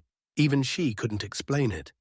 Maybe it was tears of pure joy. Diving into that dungeon with adventures this wild felt exactly like a dream finally coming true. After a bit, they finally burst into a massive hall, scanning everything like a hawk, then methodically wiping out the monsters one by one until, as they dug through the papers, Lily suddenly stumbled, crashed to the floor and screamed.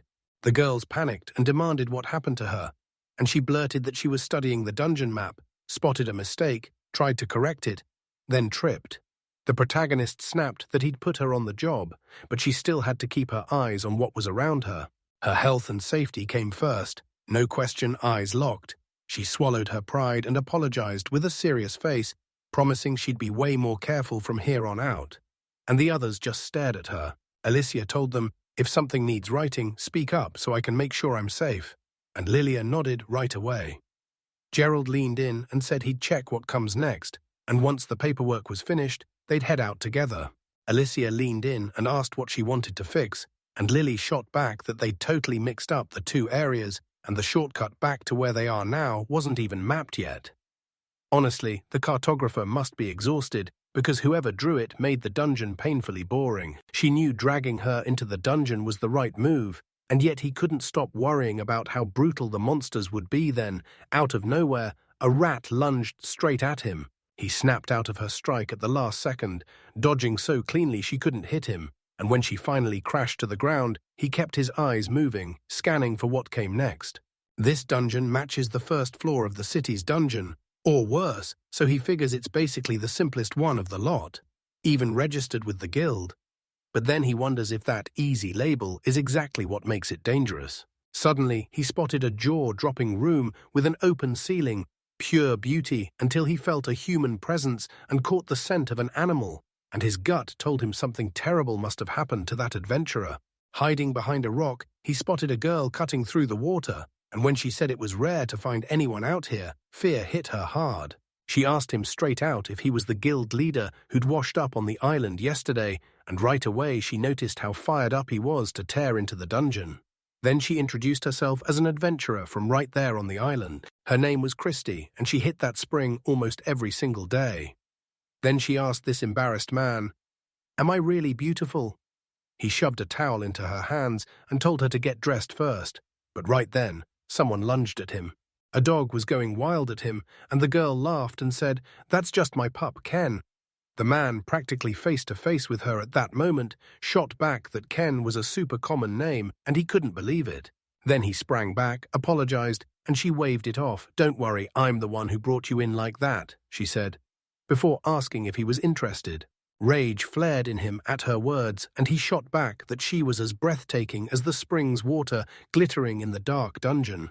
The girl stared him down, and he admitted with a sheepish wince that sure, even if everything he said was true, it still wasn't exactly pleasant to hear it from an old man. Out of nowhere, she barreled up to him and demanded what he planned to do. Then a sharp cry tore through the air, asking if he was all right, because they'd just heard an animal screaming nearby. The girls strode up to the lake, breathless at how stunning it looked, then spun around fast, searching everywhere, hunting for the main character.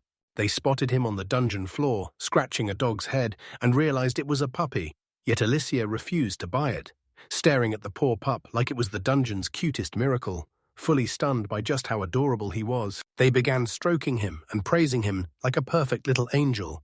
And while Alicia's mind flashed with weird thoughts, she refused to let those thoughts turn into some creepy soundtrack. Suzu asked, "Are you jealous?" And the reply came quick, "Not even a little." Then Suzu blurted that she planned to order dog ears and a tail straight from the capital, and Alicia jumped in, demanding another one. Before the excitement even settled, someone's voice cut in, "The dog likes the boss." An adventurer burst in, cackled like he owned the place, and declared loud enough to shake the room that 3 young girls had arrived at once, and their island was about to flourish.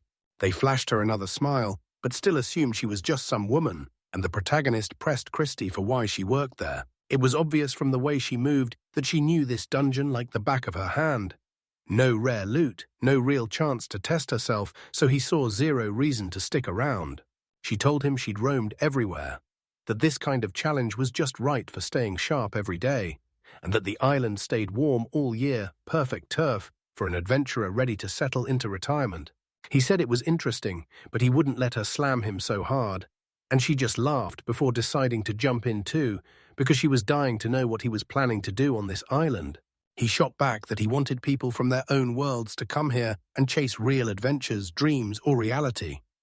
It didn't matter, because they'd find out later. When she heard they were sending a new leader into this wilderness, she pictured a man with zero ambition, but she was dead wrong. If she could even help him, she made him promise to reach out to her, because as a seasoned adventurer on this island, she could be the ace he didn't know he needed. Then she waved goodbye to them and walked off, while Lily lit up and said she was stunning, pure charm, with the confidence of a grown woman. Alicia, meanwhile, gushed that she was sophistication itself, and leaned toward the man, asking if he liked women like that too. The protagonist froze, realizing their words were ringed with thorns, while Suzu just lay there, calm as ever on the ground. Then the man strolled down the beach later on. He ran into Alicia and she lit up, saying the sea looked absolutely stunning. Then he asked if she'd managed to rest.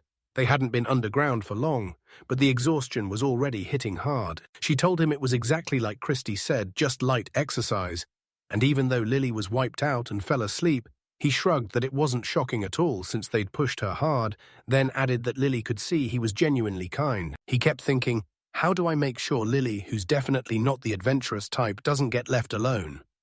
The only answer was the local dungeon, because if he lined her up with real professionals as escorts, then even someone of her level would stay safe. Even in a place like a city, it's hard to promise safety for sure, but here no monsters are out there poisoning you or stacking nasty debuffs, so the odds of dying are basically super low.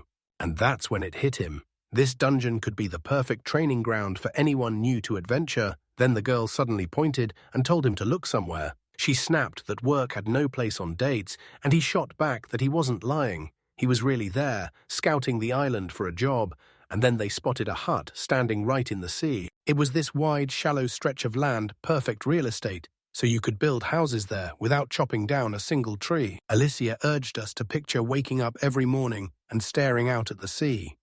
Then pushed the next step, build a villa there and live together. The mansion is amazing, sure, but a deadly guard is posted there, and the man just laughed, calling it truly wonderful, like he could enjoy that sea view for the rest of his life. She laughed that it felt unreal to do this with such a beautiful companion beside her, and he shot back with a grin. Then she scooted in and pressed herself right up against him. She gushed that a wonderful vacation was waiting for them, but he shot back that the work wasn't done yet. Then a man burst out of the hut, demanding what just happened and who these people were. He spotted the chief, and the chief demanded, "Is this your house?" And he shot back that he'd built it right, even shaping it so a small boat could slide in and dock along the side. The protagonist leaned in and asked, "Can we build even more?" And the man grinned, saying, "Sure, but we'll need the materials and the hands to do the work." The protagonist tossed the idea aside for later, then laid out exactly what he was planning. Because, hey, he worked for the guild too, so he had to report everything to them. Gerald claimed he ran the island's adventurer guild, introduced himself with confidence, and then pressed for a meeting to talk business about their work. First, their real long game is building the guild sound small, but it's everything. And step one is making the local dungeon welcoming for beginners. Because it's so ridiculously easy, they're turning it into a training ground where other rookies just as green can rack up experience fast, pitching it as the perfect first dungeon for anyone finishing up their training. Newcomers keep dropping like flies, and that's been a problem forever.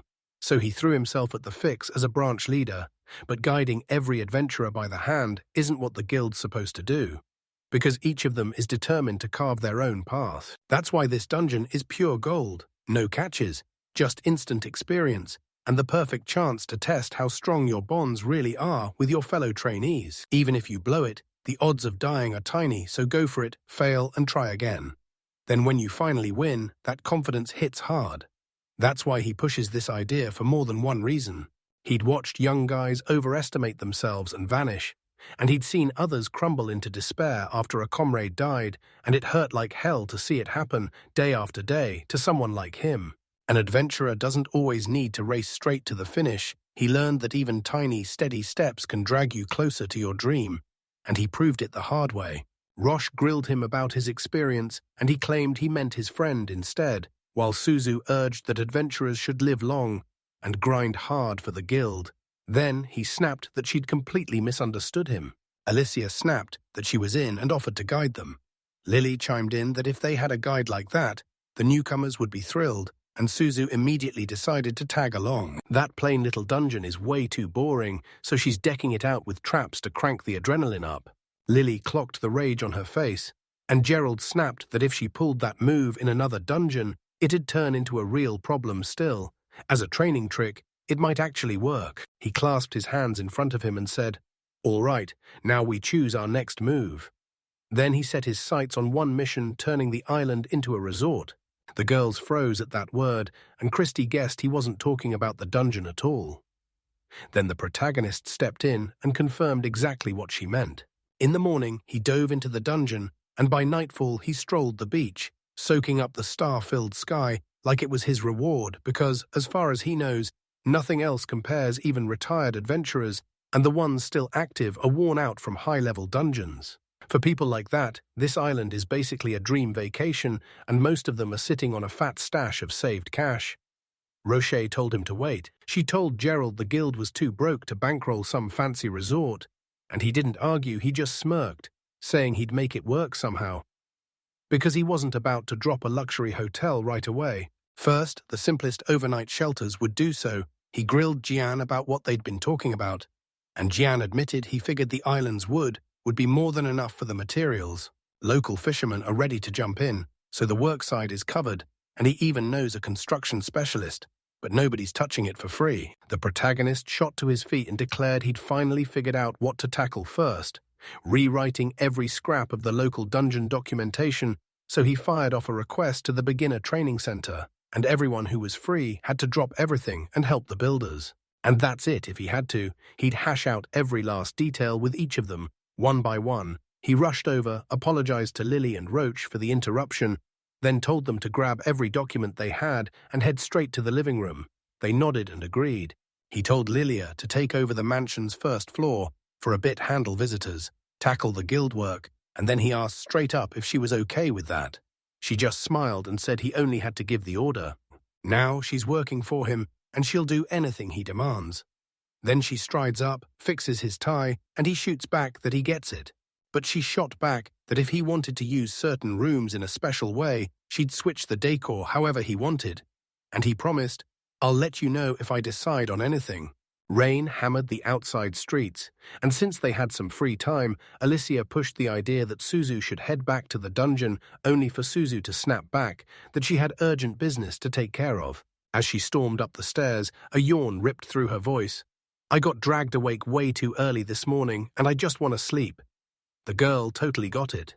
Roche barged into the living room, clutching every document she could manage, and told them she had brought it all. Then the man snapped, "Thank you," right to her face. She told him he was an incredible leader, and that finding a way to make money off a guild the main branch had already ditched only lit a fire under her. Then she burst out laughing and admitted she hadn't managed it herself. He said he still didn't know if it was a smart move, but sometimes an adventurer has to push through, because for a guild, that grit is everything after all. Their audience is other adventurers, and this dungeon just smashes every shred of common sense. I don't just sit there and wait it out. I fight back with everything I've got, even when it feels like the world is going wrong, and yeah, they're stuck in the same mess. She says he's insanely strong. Compared to him, she who somehow got the head seat since she'd never done it before wasn't exactly great. And he nodded along, saying they were nothing alike. A maid stormed in and told them Madame Roche kept the guild running all by herself, while every other staff member had already fled, and you couldn't even call her lazy. She swears it's true she was there the whole time. The girl's arrival catches the secretary off guard. Then the man shrugs and says he doesn't blame her. He's convinced her responsibility and character are way better than the past leaders because she didn't bolt, and he's sure he saw her fighting to do the right thing. He just needed to say the truth, that what we'd built up over the years wasn't the same for both of us. And there was no reason to mope about it, like, didn't she remember how he'd promised he'd figure out the money required to develop the island? The girl remembered every word. Yes, he'd promised it, and he shot back, saying he'd cover the cost himself, then straight up asked if she could actually afford it. She snapped her head side to side and said that can't be true because she hadn't seen a paycheck in months. Then she grilled him, "So you're rich?" He just shrugged and admitted he'd tucked money away, bit by bit, for the last 20 years, working for the guild the whole time. Now she has to accept the truth. She can't do what he can. And she doesn't have to. The day will come when he stumbles onto what she's truly great at, and she just asked, "So should I bust my ass and wait for it?" He slid his hand onto her shoulder and told her she was right. Right now, she could lean on him. She nodded and promised she'd learn from him. He warned her she wouldn't even get a moment to rest. This fight would grind on until his money finally ran dry. Then she snapped back that it sounded awful, and Lily, right then, was listening. She fully believed everything would click into place with them too, so she gulped and asked if she could come in, because she was really struggling. The moment she spoke, everyone snapped their heads toward her, and just like that, the days vanished in a blink. They stayed slammed with one problem after another, huddled together to decide everything, and kept getting messenger birds that swooped in with news. The sun blazed overhead as the men huddled in the forest, pointing at specific trees, while Alicia, right in the middle of it all, kept slicing the air with her sword. They all teamed up, splitting the logs, tossing them onto the cart, sawing them into boards, while the girls kept everyone fueled with fresh snacks. They all crowded the seashore, hauling around building materials they'd crafted with their own hands, while the protagonist stared up at the sky and blurted that it was crazy hot today too. Construction is flying along, but the appeal results from those newcomer centers are still stuck in limbo. Hang tight, because an answer should land any day now. No point in sprinting, there was still too much to set up first. Right then, Roche thundered past, shouting for him. He snapped back. Why the rush? It's my day off." The girls squealed that the adventurer school had just sent them a letter, and they were already pumped to ship students off to the island, couldn't stop smiling about it. They even pinned down exact dates 6 people would show up in 15 days, but he wasn't sure they could make room, so he told everyone to get ready to welcome guests. Roche couldn't even believe how smoothly everything was going. He just said, "This is only the start," and then he snapped his gaze away. He clocked that her outfit was way different today. She swore it was hotter than usual, and it was a swimsuit you could cannonball into the sea any second.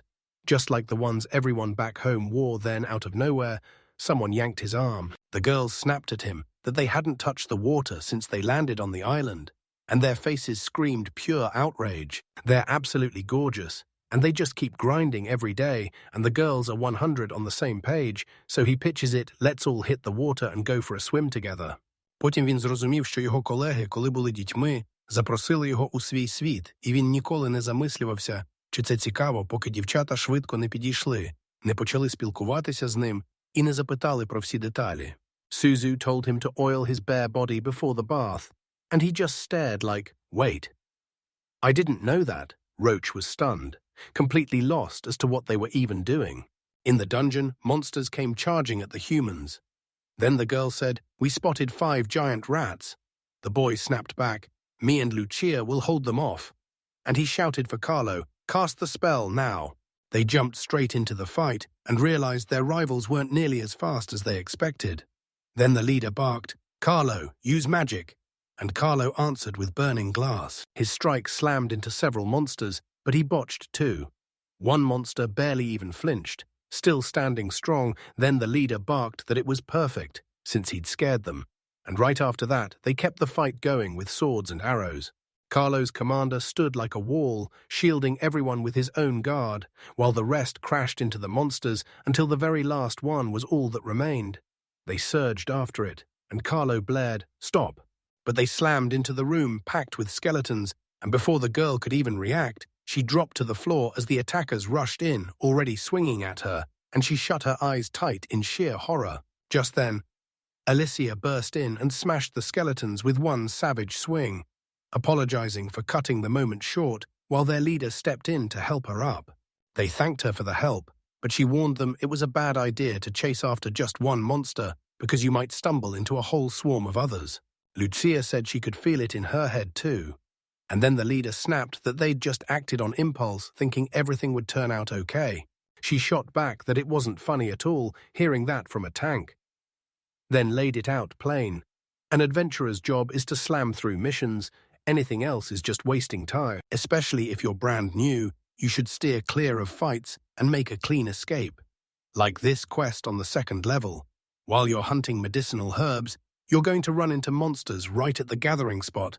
So until that moment hits, save your energy and don't waste it.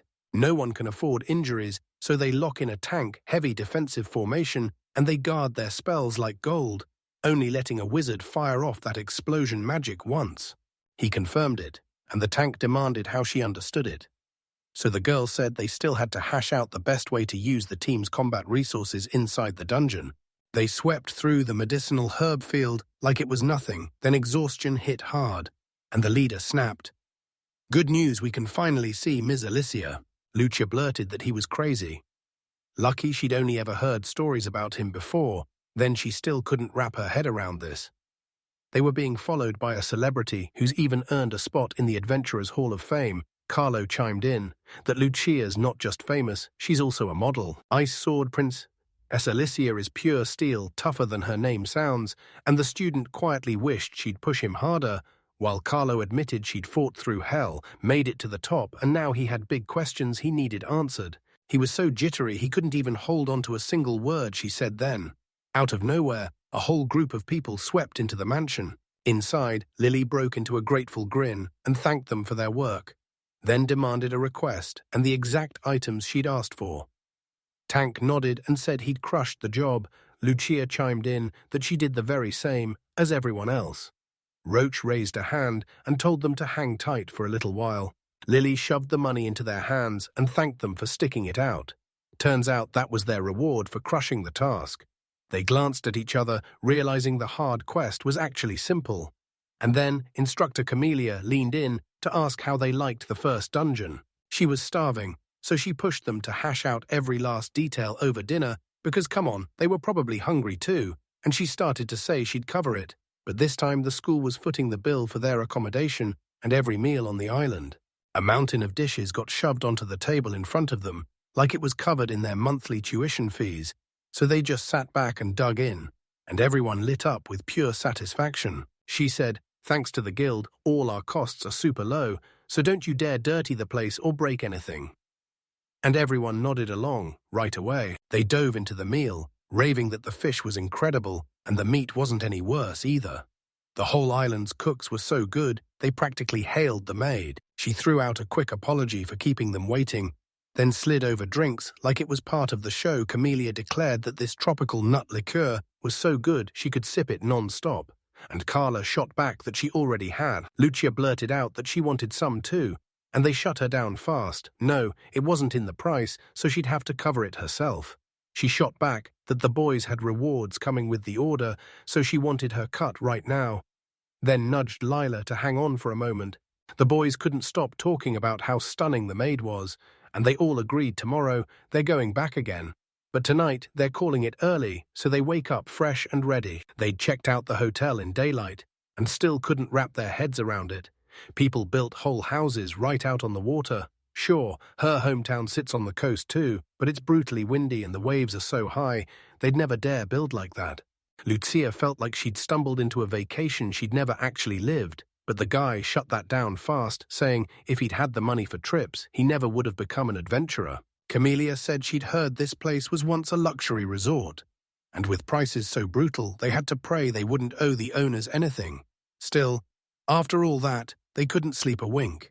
That night, everyone crashed into deep sleep, and the next morning, a bright sun blared across the sky so early, one of the guys was already out in the sea, grinning and saying it was way too cold to waste even 3 seconds inside. Tamalea snapped at Louis to drop everything, pack up fast, and race to the guild, and right away. Everyone was like, say less, and agreed. The boys were ordered to stay razor-sharp, because every step in that dungeon had to be taken with total care. Then out of the dirt, worms burst up and sent Louis scrambling in pure terror. They jumped on the wizard too, slamming him down. Then the fight erupted until the plant monsters surged in and tore everything apart.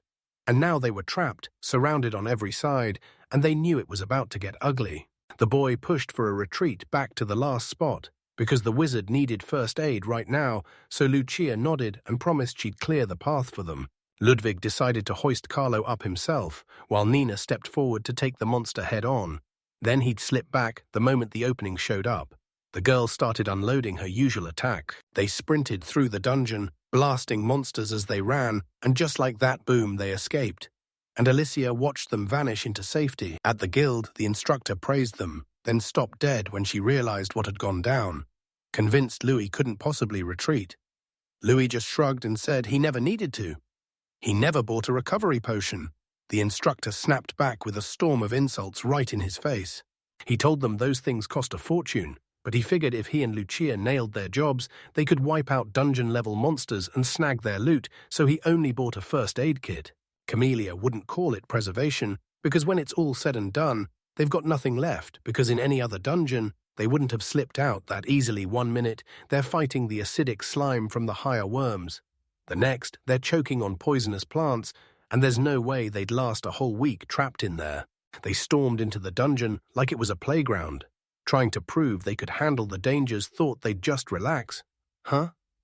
Truth is, overconfidence always cashes out in the most brutal way with your life. But you gotta feel it firsthand right now. They should rack up every mistake they can while they're still here.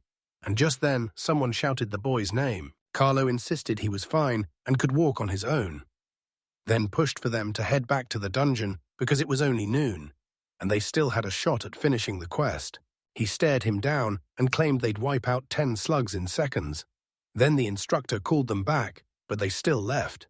As they disappeared, she turned to the guildmaster and beamed. Dungeon training sounded brilliant, and she couldn't stop thinking, isn't this the perfect setup for a water-based course? She's all for welcoming newcomers every so often, and she'll take it straight to management, plus when she's back, she'll push hard to line up recommendation letters so other schools notice her. She's ditching out a bit early tomorrow, and she won't be back for a week, so she's counting on you to watch over them while she's gone. A week later, the students finally burst into the cave where the lake lay, and it hit them like a miracle. So breathtaking, it was the island's deepest underground secret. They pushed through the path with surprising ease, but the first 2 days were pure tension. One guy was so rattled that his vision blurred, and he couldn't hit his full potential. Alicia swore she'd seen them level up every single day and said, yeah, they're a real team.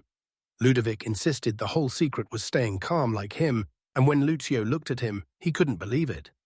Ludovic was so unnervingly steady that it felt like he'd completely turned into someone else. He pressed her again, but she shrugged off the question and swore she hadn't said a word. Meanwhile, they kept snapping back and forth, and Alicia just stood off to the side, laughing like it was the funniest thing in the world. Later, they ended up on the beach, laughing and deciding to squeeze in one last game before the boat finally came to scoop them up. And joyful Lucia was right there, grinning with a drink in her hand.